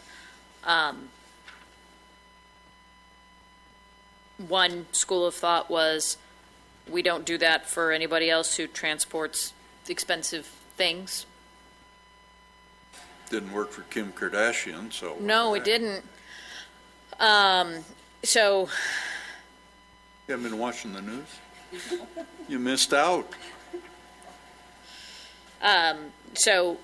one school of thought is, the business needs to take care of their own business. The other school of thought is, are we putting our citizens at risk if there's a, Right, depends The on where latter. we locate it.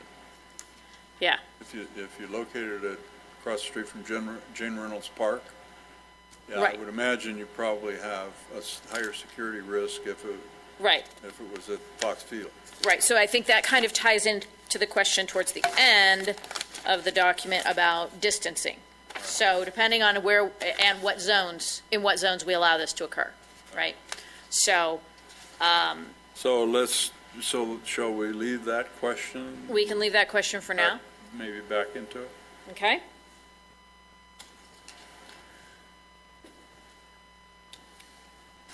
.90 talks about, where are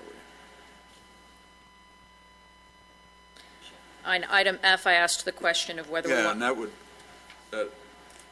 if you go back into the, whatever it is, yeah, into into 17, 16, 540.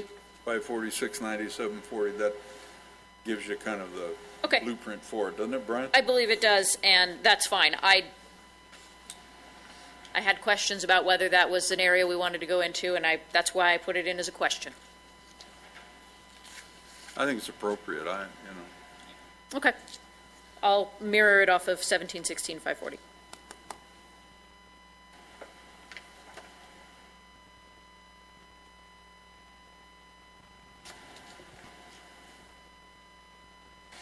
If on 556-9090, Yes. transfer of ownership, Yes. now, since these are all nonprofits, is there anything that the city should be aware of in nonprofit? I mean, could it be one that we approve of, or is it going to have to be just, Joe's nonprofit medical cannabis growing facility, or? Well, I think we're going to capture it now. We've got ownership interest, change of manager, and now with the provision we just talked about, we're going to be getting all employees. And I'll make sure I craft it so that it includes nonprofit management or interested holder of rights under the nonprofit or something like that. I'll make sure I get that captured.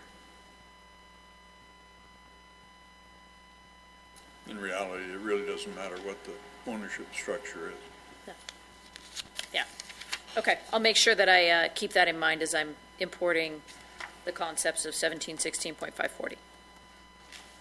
So we want employees to be what, a certain age limit, Oh, I think we should. 21, background checks, similar to the owner and operator of the facility, similar requirements, Yeah. not the owner operator, I guess you'd say, or the entity that operates. I would think that that's some language the state already uses. Is that I don't know. potentially? I don't remember if there was this age limit. Do you remember, Jocelyn? I don't recall seeing one. Doesn't mean it's not there. But I think a 21 age limit would be Right. appropriate. Or 30? I'm just kidding.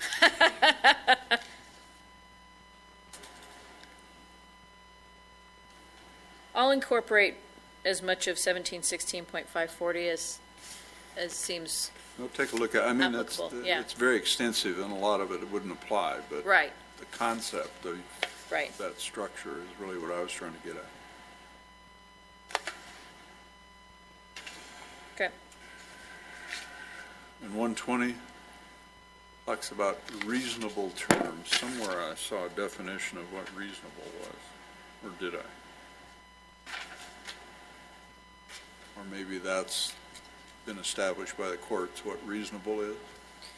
Yeah, that's our catch-all for an odd situation that may occur that we can't anticipate now. Sort of your one-off situation, and we want to make sure we have the ability to impose additional terms and conditions as necessary to address, a unique situation.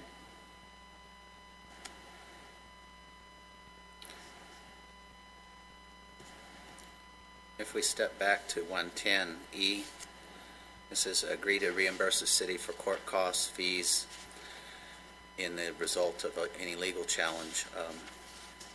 Are we going to require that to be in a cashier's check, or since a lot of this is done in cash? Yeah, how are we going to collect the application fee? Yes. This is a reimbursement requirement. If you're asking for if we were going to do a cashier's check, that would be a deposit type of situation. If we're asking for them to pay in advance for any anticipated court challenge, I don't know that we can. Can we require a bond? I don't think they'll be able to get bonded. And they wouldn't be able to write a check out of a bank because we know how, there's. They can't use They banks. can't bank, yeah. They can't bank. Well, a 501c3 certainly can. That's the whole premise of the structure. Yeah.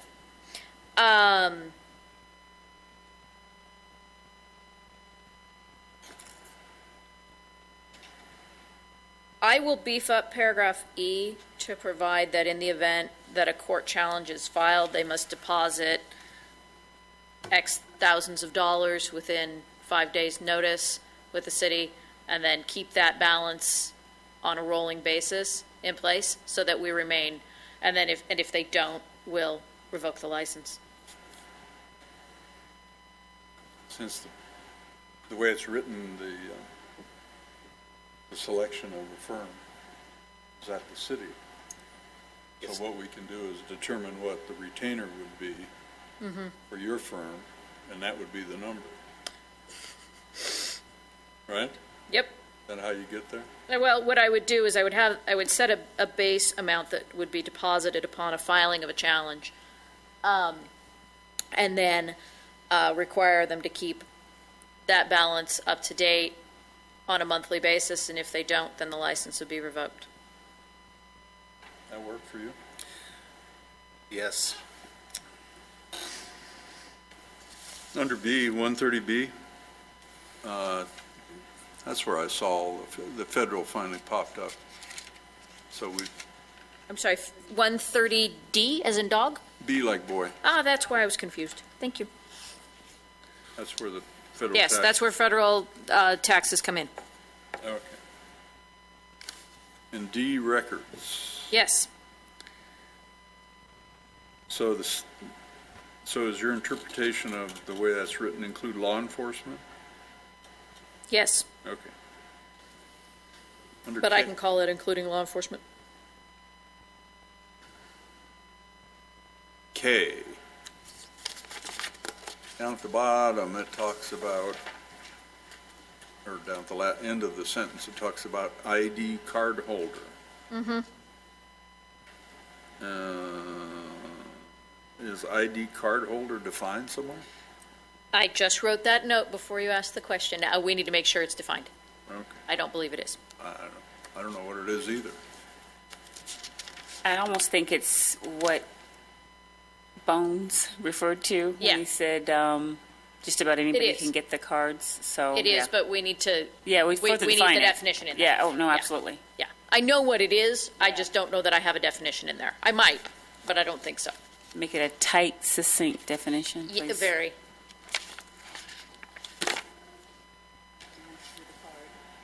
I guess. Okay, I got 140A. And my note says, non-compliance, explain the enforcement process. It's a question to myself, I guess.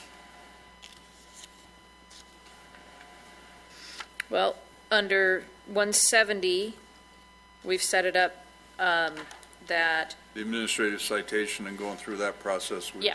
already have on the book. right, And everybody's comfortable with that method. It's tight. You love it. It's great. is it tight, we love it, it's great? I don't think this microphone works. That was planned. I do want to point out that the reference to administrative citation, as currently written in the draft, is to Chapter 1.16, which is our standard traditional administrative citation program that's used primarily for property maintenance type issues. That's 100, 250, 500. I believe that you're probably talking about the one that we've used for Prop 47 and the nuisance gatherings, which is $500 for the first offense and $1,000 for the second and subsequent offenses. Which, as you've pointed out, is, petty cash. But nonetheless, it's better than 100, 250, and 500. So is that why I wrote down Title 1.16 and drew a line through it? Yeah, I think I've got the wrong reference, so I apologize for that. Okay. 2.44. I think so. Okay.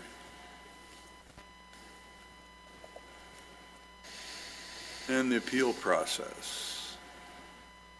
That's 2.44, and that's the same appeal process we currently have, which would be Right. administrative condition, or planning commission, city council. All right? No? I'm sorry. That's all right, I'm talking to myself, doesn't matter. Oh, me too. I was talking to myself, too, Okay, so. all right. So, is there someplace in here, the revocation of the state license, that it automatically terminates the local license? Is there any provision in We here? might as that- well, let's make it crystal clear. I believe we've got it by reference, but let's make sure it's crystal clear. Yeah. You have to have the state license to operate, and not having the state license would mean you would be operating in noncompliance, which means you would be in violation under 5.56.140A. But let's just make it as clear as possible and say revocation of state license is, What she said. Anything else in the fives?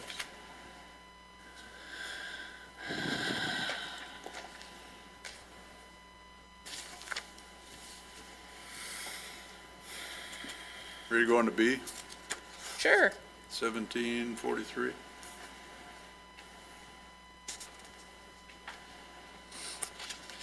.30, we already talked about what a canopy is. Yep, we're going to change that. There's a lot of carryover parallels. Yeah. So we don't need to, unless you want to, talk about things again. So, 15 being good cause. I'm sorry, what? Good cause, 15. And that's been defined, what good cause is. So that's in effect the finding of fact requirements that we would be obliged to make to approve the conditional use permit. So a good cause would be a violation of those findings? Correct. Okay. I'm going to add revocation of state license. Okay.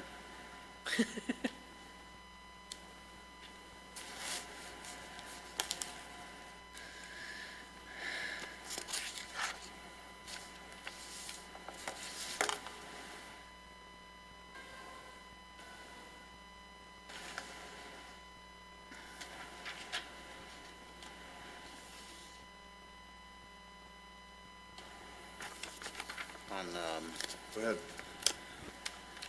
it's the same one, number 2.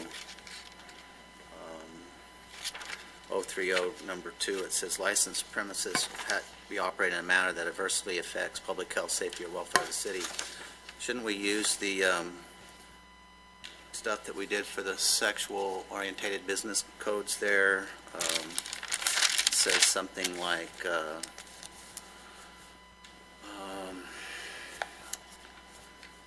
prevent economic impact, increase crime, disease, deterioration of neighborhoods, promote health, safety, morals, and general welfare.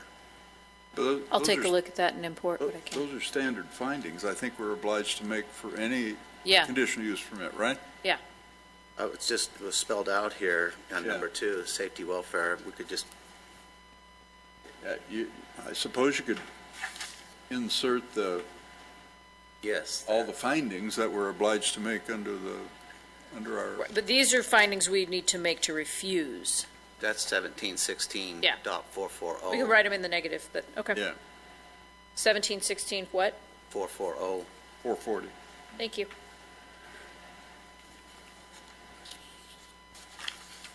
Anything else on that?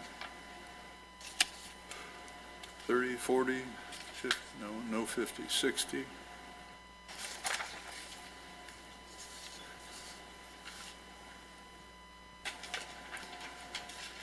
Under .70, 0.70?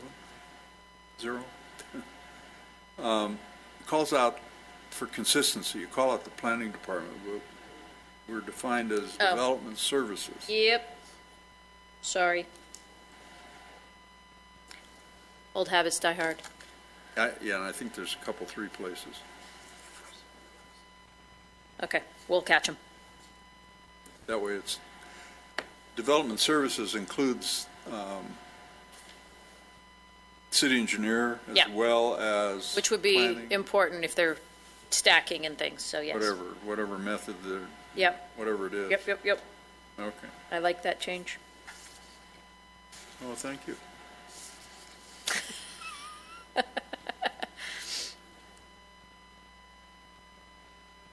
My note to myself said, and the way I read this, and I didn't go back and look at what I consider our normal application process. We have a structured application process in development services. Right. I mean, shouldn't that just be the same structure in this document? Or reference or something, Brian? I would say in this case, because the level of scrutiny is higher than you would have under a typical conditional use permit, I don't see a problem with calling out specifically what you're asking of an applicant for this type of facility. I think just by, disagree with me if I'm wrong here, but you're basically saying, yes, it's a conditional use permit, but there's a lot more stuff we're Yeah. looking at than we would look at under your typical use. So when we say environmental, shouldn't we say the California Environmental Quality Act? Because the word environmental doesn't really mean anything, but conforming to CEQA does. Yes, they would still be required to comply with whatever CEQA requirements may exist, but I think what you're calling out here is, and it was actually alluded to by the testimony from the sheriff's official, is that we are asking them, of the stuff that you're going to have, how do you intend to store, dispose, and so forth. And that, I think, although it would be covered under the type of business that would need to cover that in an environmental, I think it's good to call it out here because you're drafting a specific section of the municipal code for a specific type of use, as opposed to a more general type of procedural issue. Did that make any sense? It did. Thank you.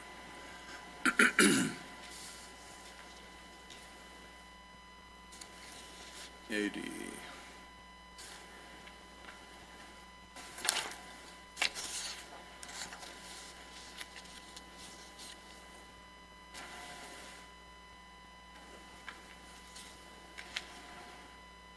So my note says we should determine the zoning designation and the maximum square footage of the facility Yes. in this section. In which section? In .080 In .080? somewhere.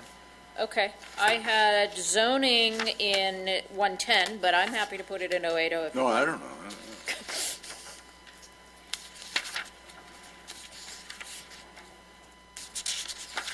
Yeah, so you want, I would think that we would want to put them together, the max square foot and the zone.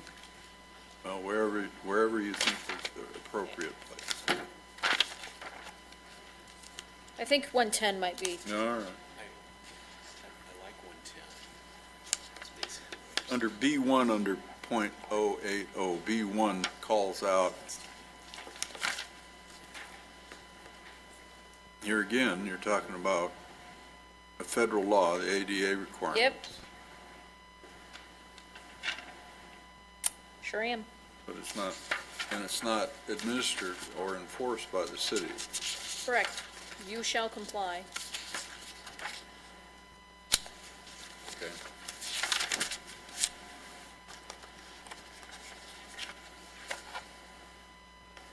Okay. So we're at 110? I think we're at 110. Well, we're almost done. Right?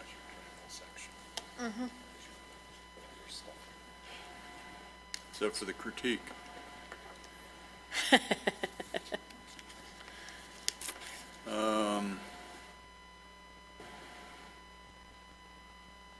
I have my opinion. I'll let others speak first. As to zones? One word, Zone and distance, yeah. further. Okay. It just doesn't seem like a lot. So I Okay. look at religious assembly, 300 feet, daycare, 300 feet. Yeah, we need to. So am I reaching if I said 1,500 feet? If I suggested From- 1,500 for all of feet? them? For all of them? Yes. Is that, We might zone them out of existence, but Not necessarily. not necessarily, but Well, we have that in our ordinances now. I mean, it's and it's past the smell test. Wasn't that word used previously? I don't know if we use smell tests tonight, but we certainly could. No, in another venue at another time. I think. Or maybe it was the same venue, a different time.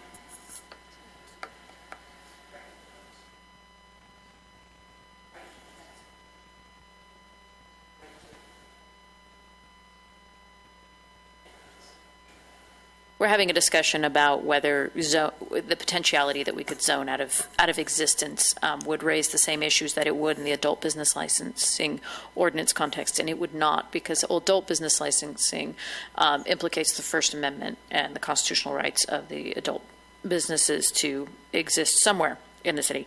Well, and they could, and we can demonstrate that. Yeah. I mean, you can go into the HI zone and demonstrate that you can establish there. I mean, So you want the 15? intent is not to allow it, the Right. intent is to allow it.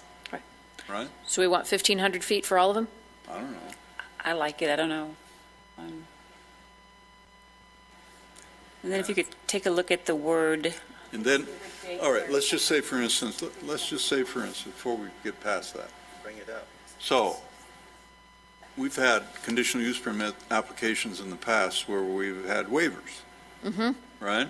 There's nothing that would prevent an applicant from coming to us and said, gee, in this complex, we've got the ABC Church of the Mattress meeting here on Wednesdays in a facility 1,100 feet down the way, and they're only open on Wednesdays, and they don't care that we're going to establish a cannabis grow here.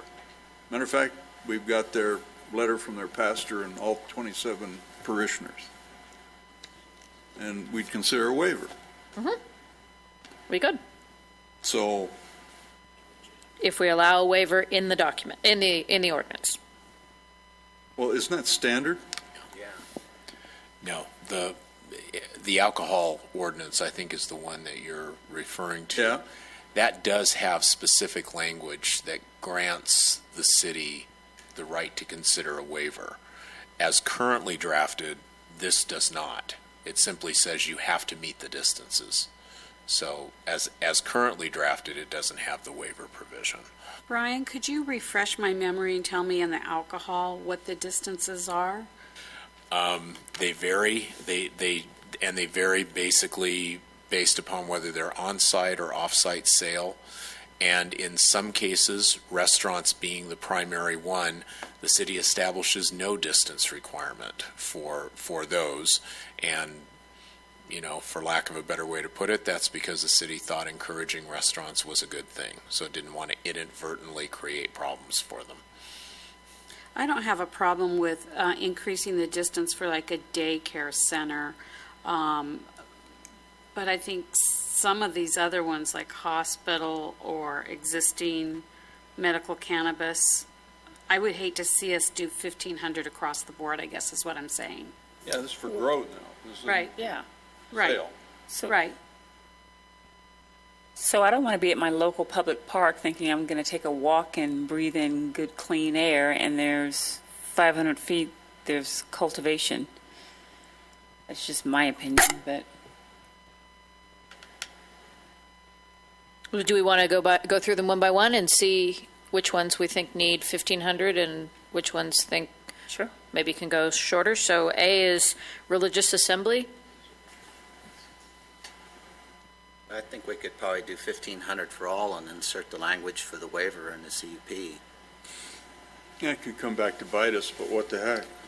I mean, we've considered waivers, and we've approved some, and we've denied some, and they've gone on appeal, and some have been upheld, and some haven't. I mean, Yeah. it's called, P word is always in play, right? Politics. Yeah, okay. I don't have any problem Because if with you think about it, waiver. yeah, I don't have a problem with the waiver, because if you think about it, 300 feet, that's nothing. Even though it's property line to property line, it's still, That's Not really very close. far. Yeah. Okay. do you want, I guess the question really is, do you want grow facilities in land uses where people live, where they have schools and parks and daycare centers and churches and retail establishments, or do you want a grow facility in an industrial area where other industrial type users are? 'Cause that's, I mean, would you put a farm in the modern world, would you put a farm in the middle of a town? Probably not. 100 years ago, yes, but not now. And I don't understand the methodology in which we looked at 1B within 1,000 feet of public or private school, but at the same time closer to a daycare. Yeah. I don't understand that one. Doesn't make sense. Okay. We'll set it for 1,500 across the board and include the waiver language with specified bases on which. And we're not voting Waivers on can be this. I sought. mean, we're No. just trying to fill in the No, blanks here. I want your input so I can bring you back something that's as close as possible to what you That'll want. teach you to ask our opinion. Right. Well, and the hope is that stakeholders, whoever they may be, and interested community members will have an opportunity to weigh in on it next time we get together. Okay. I would hope. If not. And do we decide on land use, heavy industrial? What So- zones? Those were suggested Where's our zones. heavy industrial, Brian, besides north of It's H. basically north of Avenue I, H and I? and it is south of Avenue L. Those are your two primary ones. There is another section which is somewhat north of Avenue H up to Avenue G between 20th West and 10th Street West. That is your other HI area. Largely vacant at this point. But there are utilities, there are roads, there are available properties. Plus, that includes Fox Field or not? That's a specific plan. No, it does not.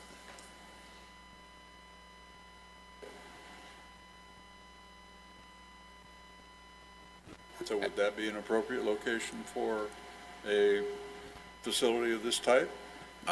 If you are looking for that, because the zoning designation essentially is the Foxfield specific plan, I think you would have to identify the Foxfield specific plan as the area. I would think there'd be a little bit of trouble on Foxfield because from a federal perspective, isn't there some sort of, it's a tower, right? Is there a small tower there? Yeah, So FAA, federal, so I would think that that's going to be a problem. yes, on Fox Field itself. But I mean, there might be, as far as which close, is the county. distance. No, Okay. I don't think you'd have that from a legal standpoint. You Okay. would, that, everything that's within certain distance of the airfield goes through a review, but it's basically whether or not it interferes with flight operations. Then next time we meet, why don't we do this instead of deciding tonight? Maybe the concept is industrial, right? Sure. Maybe we should do a little show and tell on where the heavy industrial is, the Foxfield specific plan. I mean, we even have the, well, 1,500 feet wouldn't do it over off of the division between K and L. That's light industrial though, primarily. Yeah. But south, down to where the new proposed, never mind, I'll be quiet. So right now, you want it to be set up with heavy industrial, Foxfield specific plan. Maybe. I think Maybe. we need to look at, we need to show Want and a tell. blank? We need You to want me to look put a at blank in? Okay, blank. And then we'll fill it in it. Yeah. next time. Do we? Yes, We have show and tell we do. already. Well, I know you can get it on, you can do it right now, Do you want to grab it? You might as well, if you guys are willing. Is Dancing with the Stars on tonight? I don't watch that. Well, We don't have time for television. oh, okay, fine. I watch, I don't know. I watch PBS, so I have no idea. Oh, fine, Brian. There you go. That's a show and tell, all right. All you have to, yes. All of this dark area Yep. is your heavy industrial. And this tanned area here, It's Foxfield. Foxfield specific plan. Right. And the purple down at the bottom on M is the courthouse? Yeah, the courthouse is actually the blue. This is an office professional designation. So you've got this area, which is basically L, M, Challenger, and the railroad track. So it's east and west of Sierra, or just east of Sierra? East of Sierra Highway. This area up here that I mentioned, which Yeah. is essentially north of, this is along Trevor, this Yeah. is north of H and along Right. that area, and Foxfield, which is the entire TAM, covered by the specific plan. Puts it on the outskirts.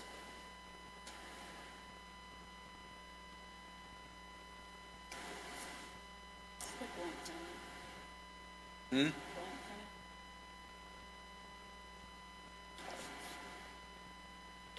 We can put that into the draft, and actually the city's zoning map's available on the website if you want to spend some time Right. looking I at it. was going to pull it up.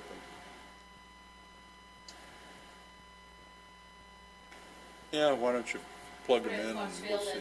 Heavy industrial. Give us a chance to drive it around. You can always add more, or take it away. Nope. In- Okay. Max square footage Yeah, should go in this section. yeah.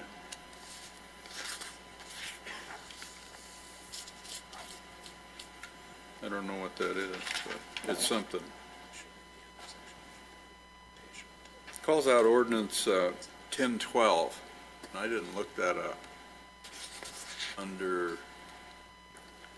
B, like, I'm sorry, I'm, Mr. Chairman, I go ahead, do what you're doing. didn't hear your question. I heard I'm part of. I'm mumbling. Oh, Under okay, good. Under 110, capital B. Paragraph B.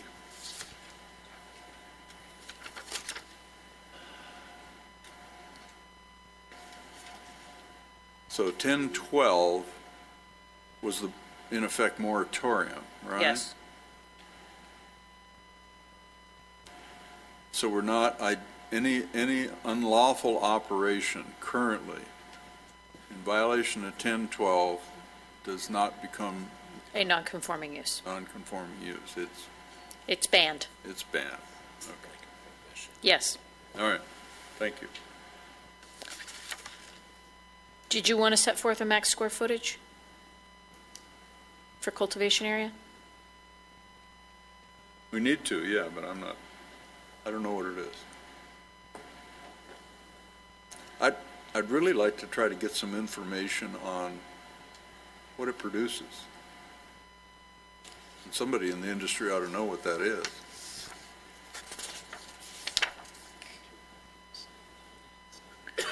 Okay.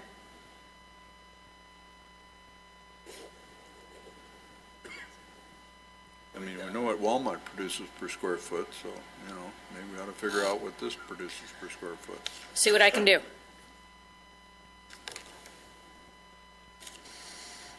See what Google has to say. Yeah. I don't. Google. Under C, it calls out straight line until city limit is reached. So if a distance requirement is 1,500 feet, but you're 10 feet from the city limit, then that location would not be excluded by utilizing that sentence. Is that right?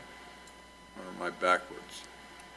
I'm going to let Brian take that. Yeah, as I read it, what it would mean is that the only distance requirements are from facilities that are actually located in the city.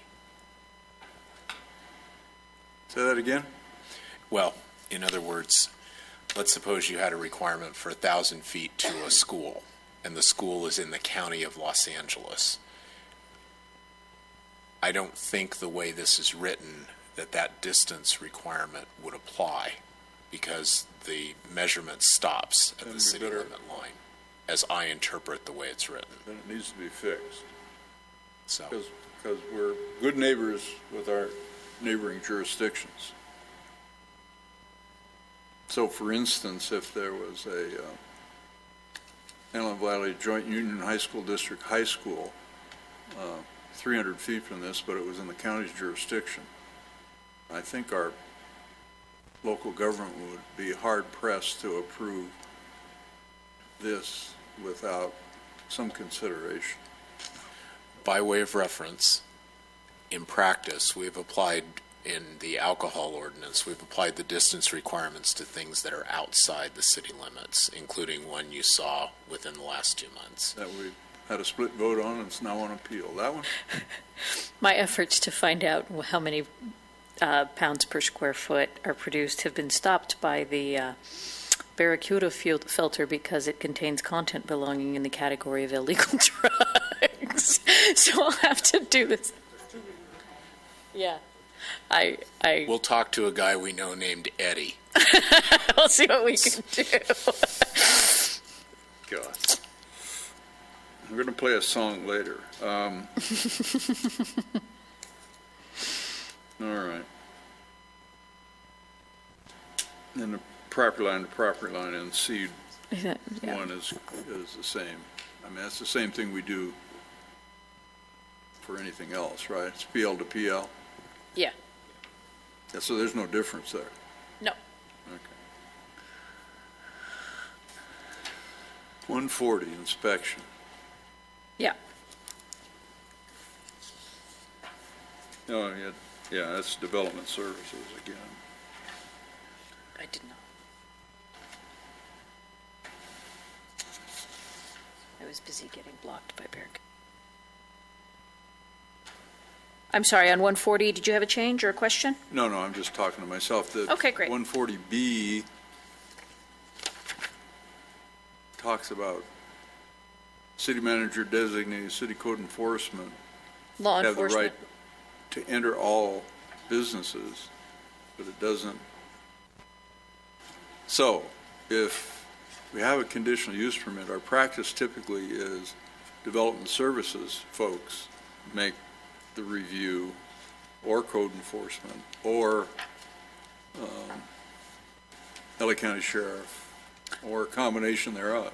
Yeah, I'm going to add development services personnel, sheriff's other law enforcement personnel, anybody else we think is a good idea.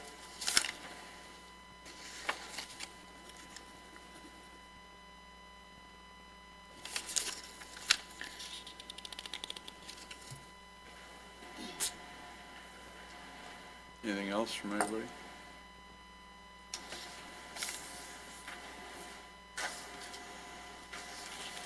You good? I ran out of paper. We do So, have cards. we have cards, yes, Yeah. no, I understand. Anything else from staff before we hear our guests? Just to try to give you an idea on timeline, our goal will be to have for you a revised recommendation on the ordinance as soon as possible. Our expectation is that we will notice this for consideration at your regular meeting in October so that you can deliberate and, if you feel it's appropriate, take action at that time. So will there be a staff update when we meet next week? Yes, we can give you an update. Because there are two members that aren't here tonight. Correct. So I would hope that we can have enough information to share with them as well, so we're kind of all at the same place 2 weeks from now. Yes, and that would make sense because it will be on your agenda, and it would be appropriate to discuss at that point. Right. Or at least update you on it. Can't deliberate. So Okay. we basically are going to have two choices, and that is not to act or to hand this off to city council. No, we'll have one choice, to bring it to the city council, whether we recommend approval or not. That's the choice, is whether we recommend approval. Our responsibility is to move an ordinance to them. They didn't ask for a recommendation, right? Not that I recall. I recall that they asked for an ordinance to be presented. So, our normal process has to be for the public hearing on it, that has to be noticed. So you're going to put it on the website as well, city website? Probably should. Yes. Yes. Good. Okay. This was actually. Yes. Shall we hear from our guests? Let's do it. Okay. I apologize that I will not be able to pronounce this last name. Cesar? Cesar, welcome. Hi, good evening, Commissioners. And Thank you for having And me. we're sorry we held you guys up so long. But Oh, it's okay. I have DVR and the glass of wine's in the fridge, so we're good. So I just wanted to thank you guys for having this meeting. My name is Cesar Vega Magayon. I work for Pueblo Salud. I'm an alcohol and other drug prevention coordinator in the community. I came out because my job is to keep track of marijuana and other drugs in the community. This isn't going to be a dispensary issue. We're not distributing it or selling it in the community, so it's not as pertinent to my job as that issue would be. I do have some concerns that I didn't hear addressed regarding the licensing, particularly who's going to get the licenses. I know other cities have had influxes of people come to get the licenses once they're on the books, and there's a difficulty in selecting which business owners are the best ones to give them to. So I'm not sure if it's going to be first come, first serve in the city, if there will be a lottery system, a vetted lottery system like the city of Santa Ana has, but I think that's something that might deserve a little more consideration, given that state law does prohibit certain people from having distribution licenses or just licenses dealing with medical marijuana generally, but there might be something to look into there. In terms of the sensitive sites, I know that the ordinance doesn't include language regarding universities or colleges. If the issue here is that state law prohibits the use of marijuana for people under age 21, community colleges and universities have quite a few people who are between the ages of 18 and 21. So that might be something else to look into. I think there's a lot of misconceptions that I heard tonight. I think that warrant a little more research. I know MRSA, I'm not sure if this is correct, but there was some confusion as to whether it allowed for-profit operators of medical marijuana facilities because of changes to the way that define an operator. So there's some confusion there, but particularly concerned about... the way it's proposed is for 501c3 type Right, I think Some would view that as for profit, others wouldn't. right. The 501c3 types, I think, are defined. But I think one of the state laws that makes up MRSA edited that to make it possible that a for-profit owner-operator could come into and get a license. So that's something I wanted to flag. But particularly concerned about who's getting these licenses and what the process for that's going to be, because that's going to have a huge impact on how enforceable these are and how cooperative they're going to be with the ordinance that you're very painstakingly drafting tonight. Thank you. All right, very good. Thank you for your comments. So, Chairman Voss, may I? What? Yeah, go right ahead. So, Ms. Burns, so does 1743110, the distance requirements A, 1 and sub B, does that not also include, it says private and public schools? Do we need to define what type of schools? Doesn't say secondary, primary? We can certainly make sure that the definition includes college level. Because that's a good point that Yeah. Caesar makes. Okay, thank you. Thank you, Caesar. I would read it that way, but let's be clear. Right. And if we are going to have a limited number of licenses available, then his idea about a lottery was a good idea. There might be 20 people lined up out there.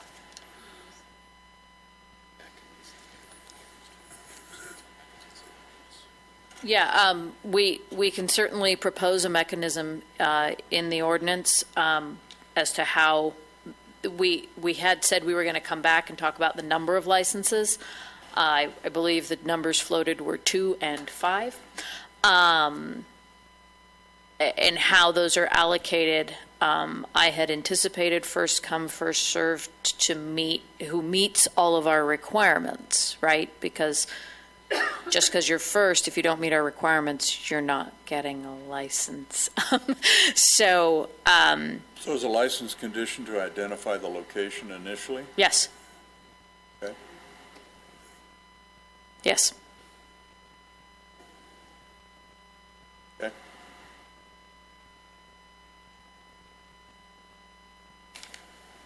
Anything else? You good? We have more, do we have more comments in response, or we have more speaker cards? Next one. Okay. Katie Podine? Is that, I'm going to actually go first, if that's okay. We're together, so. Evening. Good evening, and thank Welcome. you so much for having this meeting tonight. My name is Lisa Seelan. I am a medical cannabis attorney. I represent UCBA Trade Association, which is approximately 40-plus Proposition D compliant dispensaries in the city of Los Angeles, who also are cultivating in the city of Los Angeles. I also am very well-versed in MRSA or MRSA, whatever you want to call it, because they keep changing the name of these ordinances and laws throughout the state. But the most important thing is that if you create so many limitations in your city will pretty much zone everybody out. And 1,500 feet is a huge amount of space. Federal law is 1,000 from schools. The state is 600. Yeah, but you guys don't comply with federal law, so how do you want to throw that up at us? Well, actually, under the Cole memo, which was presented by the United States Department of Justice, if a state and a locality have a robust regulatory scheme, the federal government will not come in and will not bother you and will not start usurping your power as a city, a county, or a state to regulate. We currently have 24 states in the United States that have medical marijuana or adult use. And after the November election, there's 8 more ballot measures that will be on the ballots. So I think we're going to be surpassing the 30 mark. And I think at that point, the federal government will be rethinking medical as well as regulatory adult use. Having said that... So you said 1,000 feet. And Marion? Turn off the clock, would you please? Okay.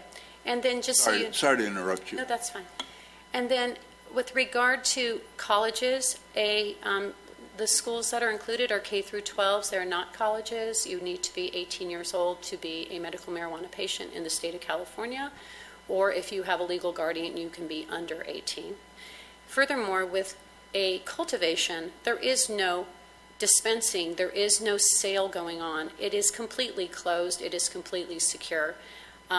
All of the facilities that my clients are currently involved in are very highly regulated. We've also done sample track and trace where you actually tag every plant. We've had Lori Ajax from the Consumer Affairs Department down and do tours with us. We have had meetings with California Department of Food and Ag, who's going to be regulating this. And I think it would be to your benefit to get more information, because you're coming from a place of fear. And if you get more information, you will actually understand that there are excellent operators throughout the state of California. There are cities that are trying to find a way to comply with this right now. And to zone yourself out, it's not even worth the effort right now. I mean, it's very, very restricted the way you're doing it. And if you only put it in one area and then you put 1,500 feet between each other and 1,500 feet from every use, there won't be any that will comply. It'll be hard for anybody to get in line to get a license. So I highly recommend you kind of get a little more education on this. I'm assuming your city attorney can help you. If you want to have meetings with anybody from the industry, it might be very helpful. So if we wanted to tour some of your good operator facilities, you can I'd set be more that than up? happy to set that up. Okay. Also, just to give you an idea, and I And know can I'm you gonna- share with us, not necessarily specifically your client list, but the motivation behind cities wishing to get into the medical cannabis grow facility business? Well, we've been working with multiple cities. We have actually written legislation on ordinances for Desert Hot Springs, for Cathedral City, for Palm Springs. We're working with the County of San Diego right now. We actually presented the first ordinance to the city for the city attorney to look at. Our goal is to help cities create workable ordinances. We also highly recommend you add a taxation mode to it. So you actually have, I know Desert Hot Springs does $25 a square foot for the first 3,000 feet and then $10 a foot for every square foot thereafter. And you had a couple questions, and I know I'm going over my time, but... No, you've got all the time that Okay. will allow you. Okay, approximately a 22,000 square foot canopy needs approximately 30,000 square feet of space. And that's using floor space for a building, because you need to have bathrooms and locker rooms and hallways and walls and storage rooms for your water and a mechanical room. So you need approximately a 30,000 square foot building. We highly recommend you put it in industrial. It doesn't have to be heavy. It could be light or heavy industrial. To keep it out of commercial zones, there's no reason to have it in a commercial zone. You certainly don't want to be, walking in and out of your local strip mall and next to you have a, cultivation. I don't recommend that. But Why would you not recommend that? well, just because I think that for security purposes, it's really nice to be in an industrial area. You don't get a lot of passerbys, people walking by. I think it creates a much more secure environment. Remember, they want to keep everybody out versus letting people in. The goal is to really create a compound. You were talking about guns on the premises.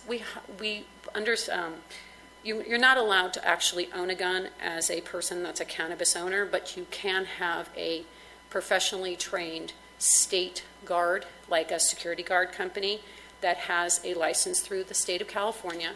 And I would highly recommend that everybody that would be a requirement, that you must have a armed guard on the premises. The patrol, sometimes we have, actually some of our dispensary owners have 3 armed guards on the facility, 1 inside, 1 outside, and then 1 patrolling the neighborhood. There's a lot of ways you can create security so that you don't end up having people trying to get in. And all of the clients that we represent, they have protocols that they follow at all times. Access going in and out to make sure that strangers don't come in and out. Obviously, delivery people that are delivering goods to the particular thing, like hydro equipment or nutrients, that's one thing. But you definitely don't want just, somebody coming in with their aunt and saying, oh, come and look at my facility. First of all, you're dealing with contamination. The plants are very sensitive. You don't want anybody bringing anything in to your facility because you can actually contaminate the plants. You asked a question earlier, approximately how many lights and how much weight would come out of a facility that's 22,000 square feet. A rule of thumb is kind of hard, but I've actually seen a lot of floor plans. We've been working with clients in different parts of California. There would probably be anywhere from about 600 to 620 lights. 600 to 620 lights produce about 1.5 pounds per cycle, and there's approximately 5 cycles a year. So I did a calculation when I was sitting out there. It would average about 400 to 410 pounds coming out every month. What's the market value of that?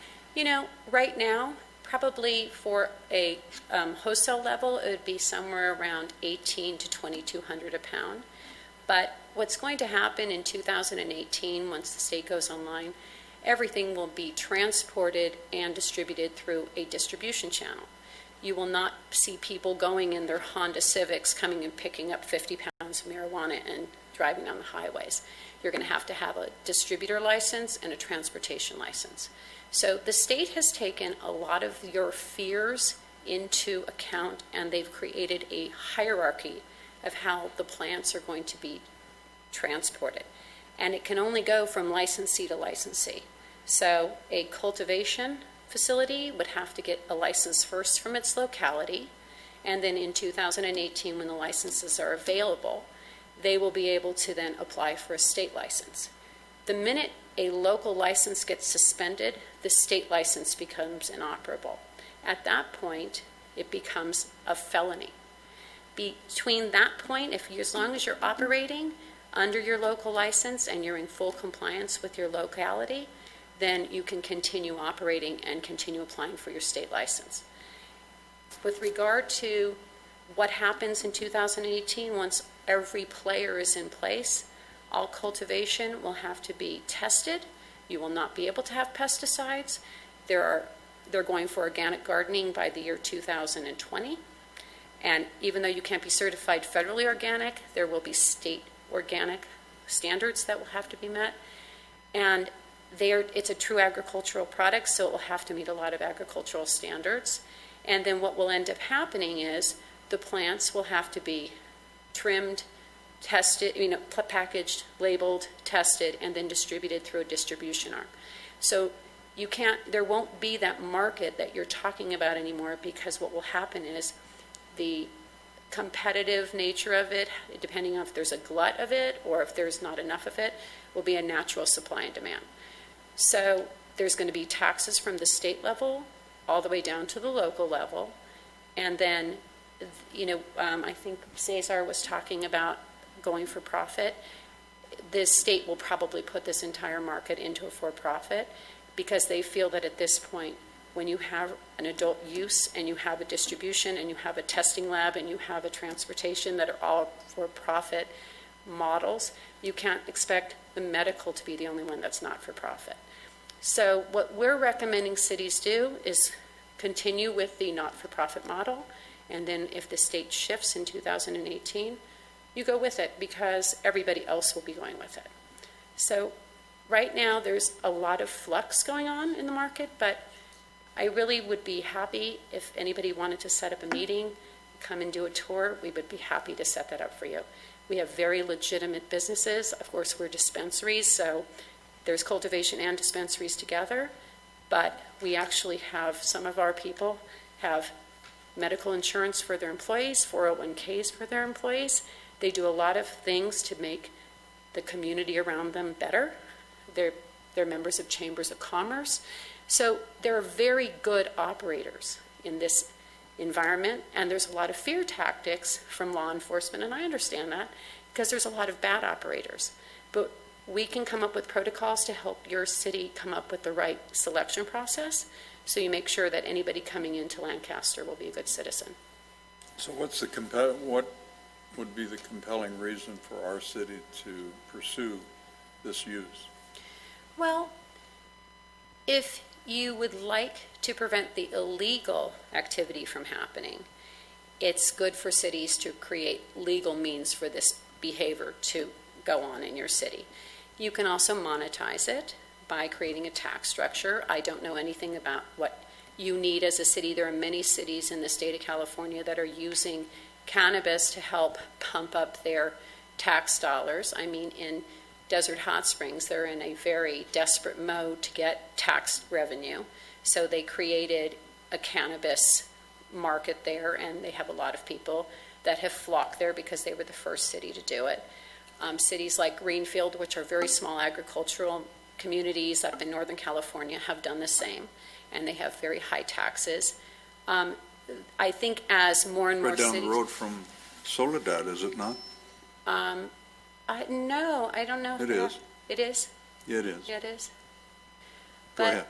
But I think the concept would be if you would like to be part of a movement that's going to happen, whether you like it or not, the goal is to understand it and to create limitations and regulate it and monetize it.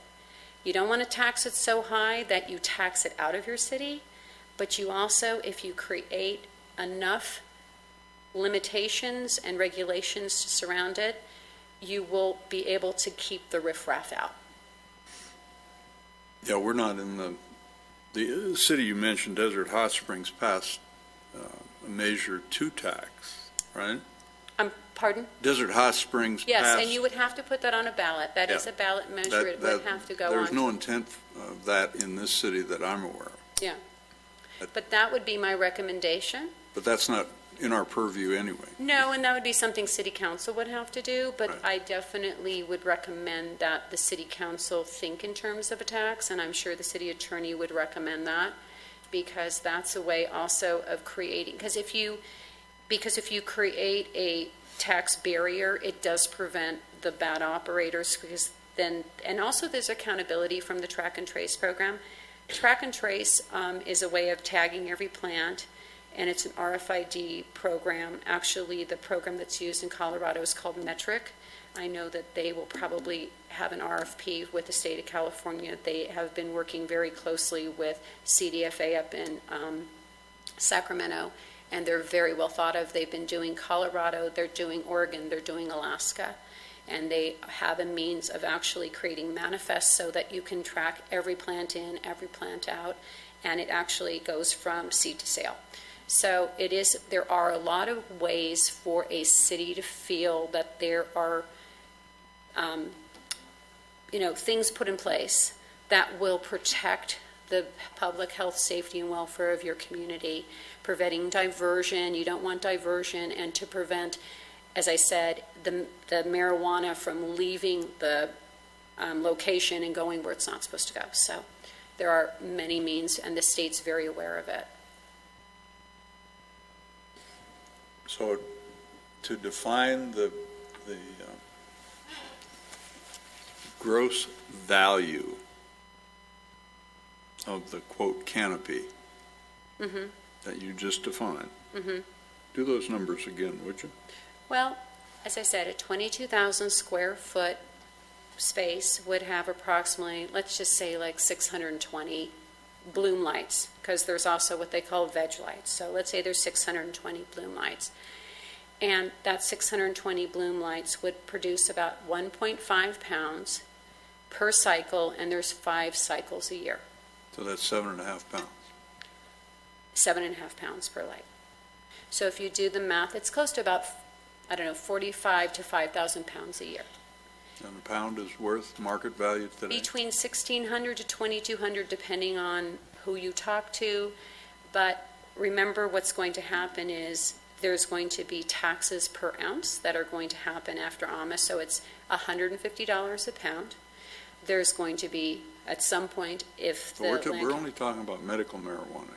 it doesn't matter, because AMA will tax all cannabis, whether it is, and that's Adult Use Medical Act, is the Marijuana Act, I'm sorry, it will tax $9.25 per ounce for all cannabis grown in the state of California, whether it's medical or recreational. So that's approximately $150 a pound. And then there's going to be distribution fees and testing fees. Then there's all of the costs to run your operation. And as you know, landlords love to jack the price up. You get $1 a foot for maybe even 70 cents a foot for industrial property out here. they'll probably charge $3, $4 a foot.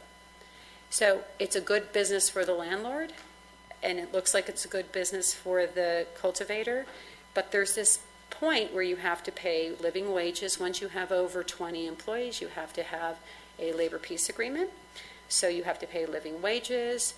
The taxes just alone on, are very high. So there is this, it's a sliding scale, and there's this point where you hit what I call the tipping point, where if you tax it out of existence, or if you zone it out of existence, it just doesn't exist.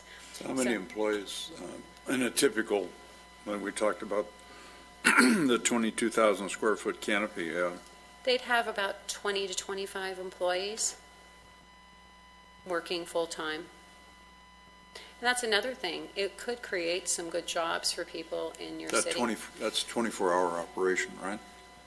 Yes and no. A lot of them get it down to the point where they do 12 hours on, 12 hours off, so if they can run their cycle without having to cycle through half and half, then you don't always have to have people working a night shift. And but it's probably more of a 16-hour day than so you would probably use a couple shifts. But it's about 25 to 30 employees for some of them, and it's not heavily skilled labor. It's easily trainable, and so it could create a lot of jobs for people in your city. I don't know if you're looking to create jobs, but I totally believe in local hiring, and we've worked a lot with other cities to say that should be a requirement of your permit process, that you try to hire locally, so you create more jobs for the people in this community. Anyone else?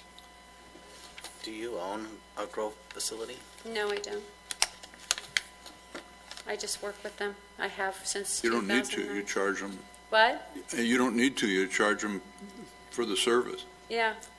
I charge them, but I also try to keep them legal and compliant.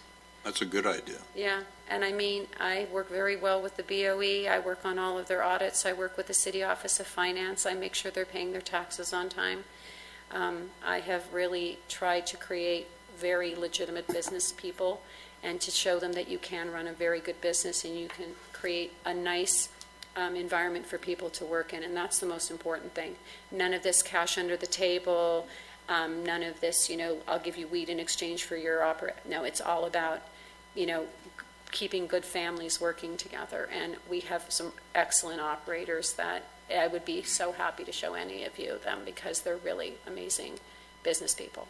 So that sounds very contrary to what we heard this evening earlier. There were 300 dispensaries that were Prop D. There's 135. Okay.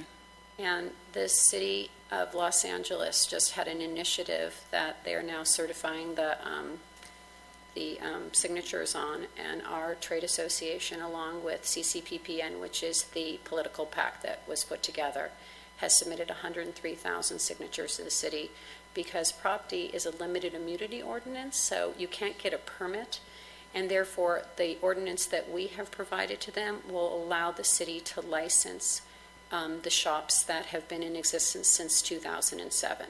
Prop D shops started registering in September of 2007 through November of 2007. At that time, there were about 186 of them, and over the period of the 10 or so, 9 years, some have closed down, have gone out of business, whatever. So there's approximately 135 that they believe will survive, and the city wants to license the ones that will, that show that they've been in business for a long time and have been jumping through all the hoops all these years. And I only work with the Prop D shops and legitimate growers. So will you share your business card with us? I sure will. Good. 6 of them. I'll give you 6 of them. Great. Anything else you want to add? No. And Katie, I think you're fine. Do you need to talk at all? Greenhouses and the possibility to reduce electricity. Well, we were talking about the possibility of greenhouses. I think that we were talking with Allison. She said that the high winds and the heat are pretty extreme, but there are greenhouse companies that actually have full-sided. They're not like the hoops, like the ones you see. They're actually it's expensive to build a tilt-up, I can tell you. They run about $117 a foot for a really good greenhouse. But there are alternative energy methods that we could probably look into and do a little exploring with the city if you'd like us to. See if we can come up with a couple components that it won't be all concrete tilt-ups. It would probably, I would like to work with the city to try to come up with some alternatives that will help the city do it correctly and also try to save some energy for you too. Well, once we get done with our work and whatever the city council decides they want to do. And I mean, I'm just saying, we may have that opportunity. I'm here for information. Very good. We appreciate that. Okay, Thank you. not a problem. Thank you. I appreciate the opportunity to work with you guys if possible, and I think that what you're doing is it's hard. It's like the first step, and it starts with the baby steps, but that's okay. We'll help you through the process if we can, and hopefully it will be something that the city will. So how did you come up with the not tax, fee? Which one? The $25 per square foot and the $5 per square foot thereafter. It was 10. That's what DHS did. That was what they did independently on their own. There are some that are doing $10 across the board. There are some that are doing $15 across the board.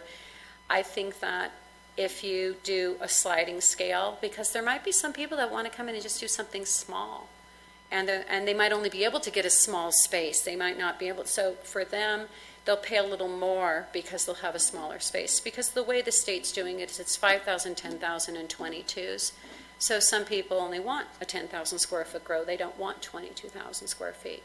So, if you're going to limit it to, if you want to limit canopy to so many square feet of canopy in the entire city, then as long as it's broken up and it doesn't surpass it, that's one way to do it. Finding locations is going to be hard because some business owners don't want it in their space. And then if you put the distance, there shouldn't, in my opinion, be the large distance between each other, because it doesn't really matter at that point if you're in an industrial park. It's really the sensitive uses. You don't want it too close to the schools and the parks and things, and I totally agree with that. But I think 1,500 feet's a little bit exorbitant, but think about it. What you should do is look at your zoning map and see where you are. That's what we're doing.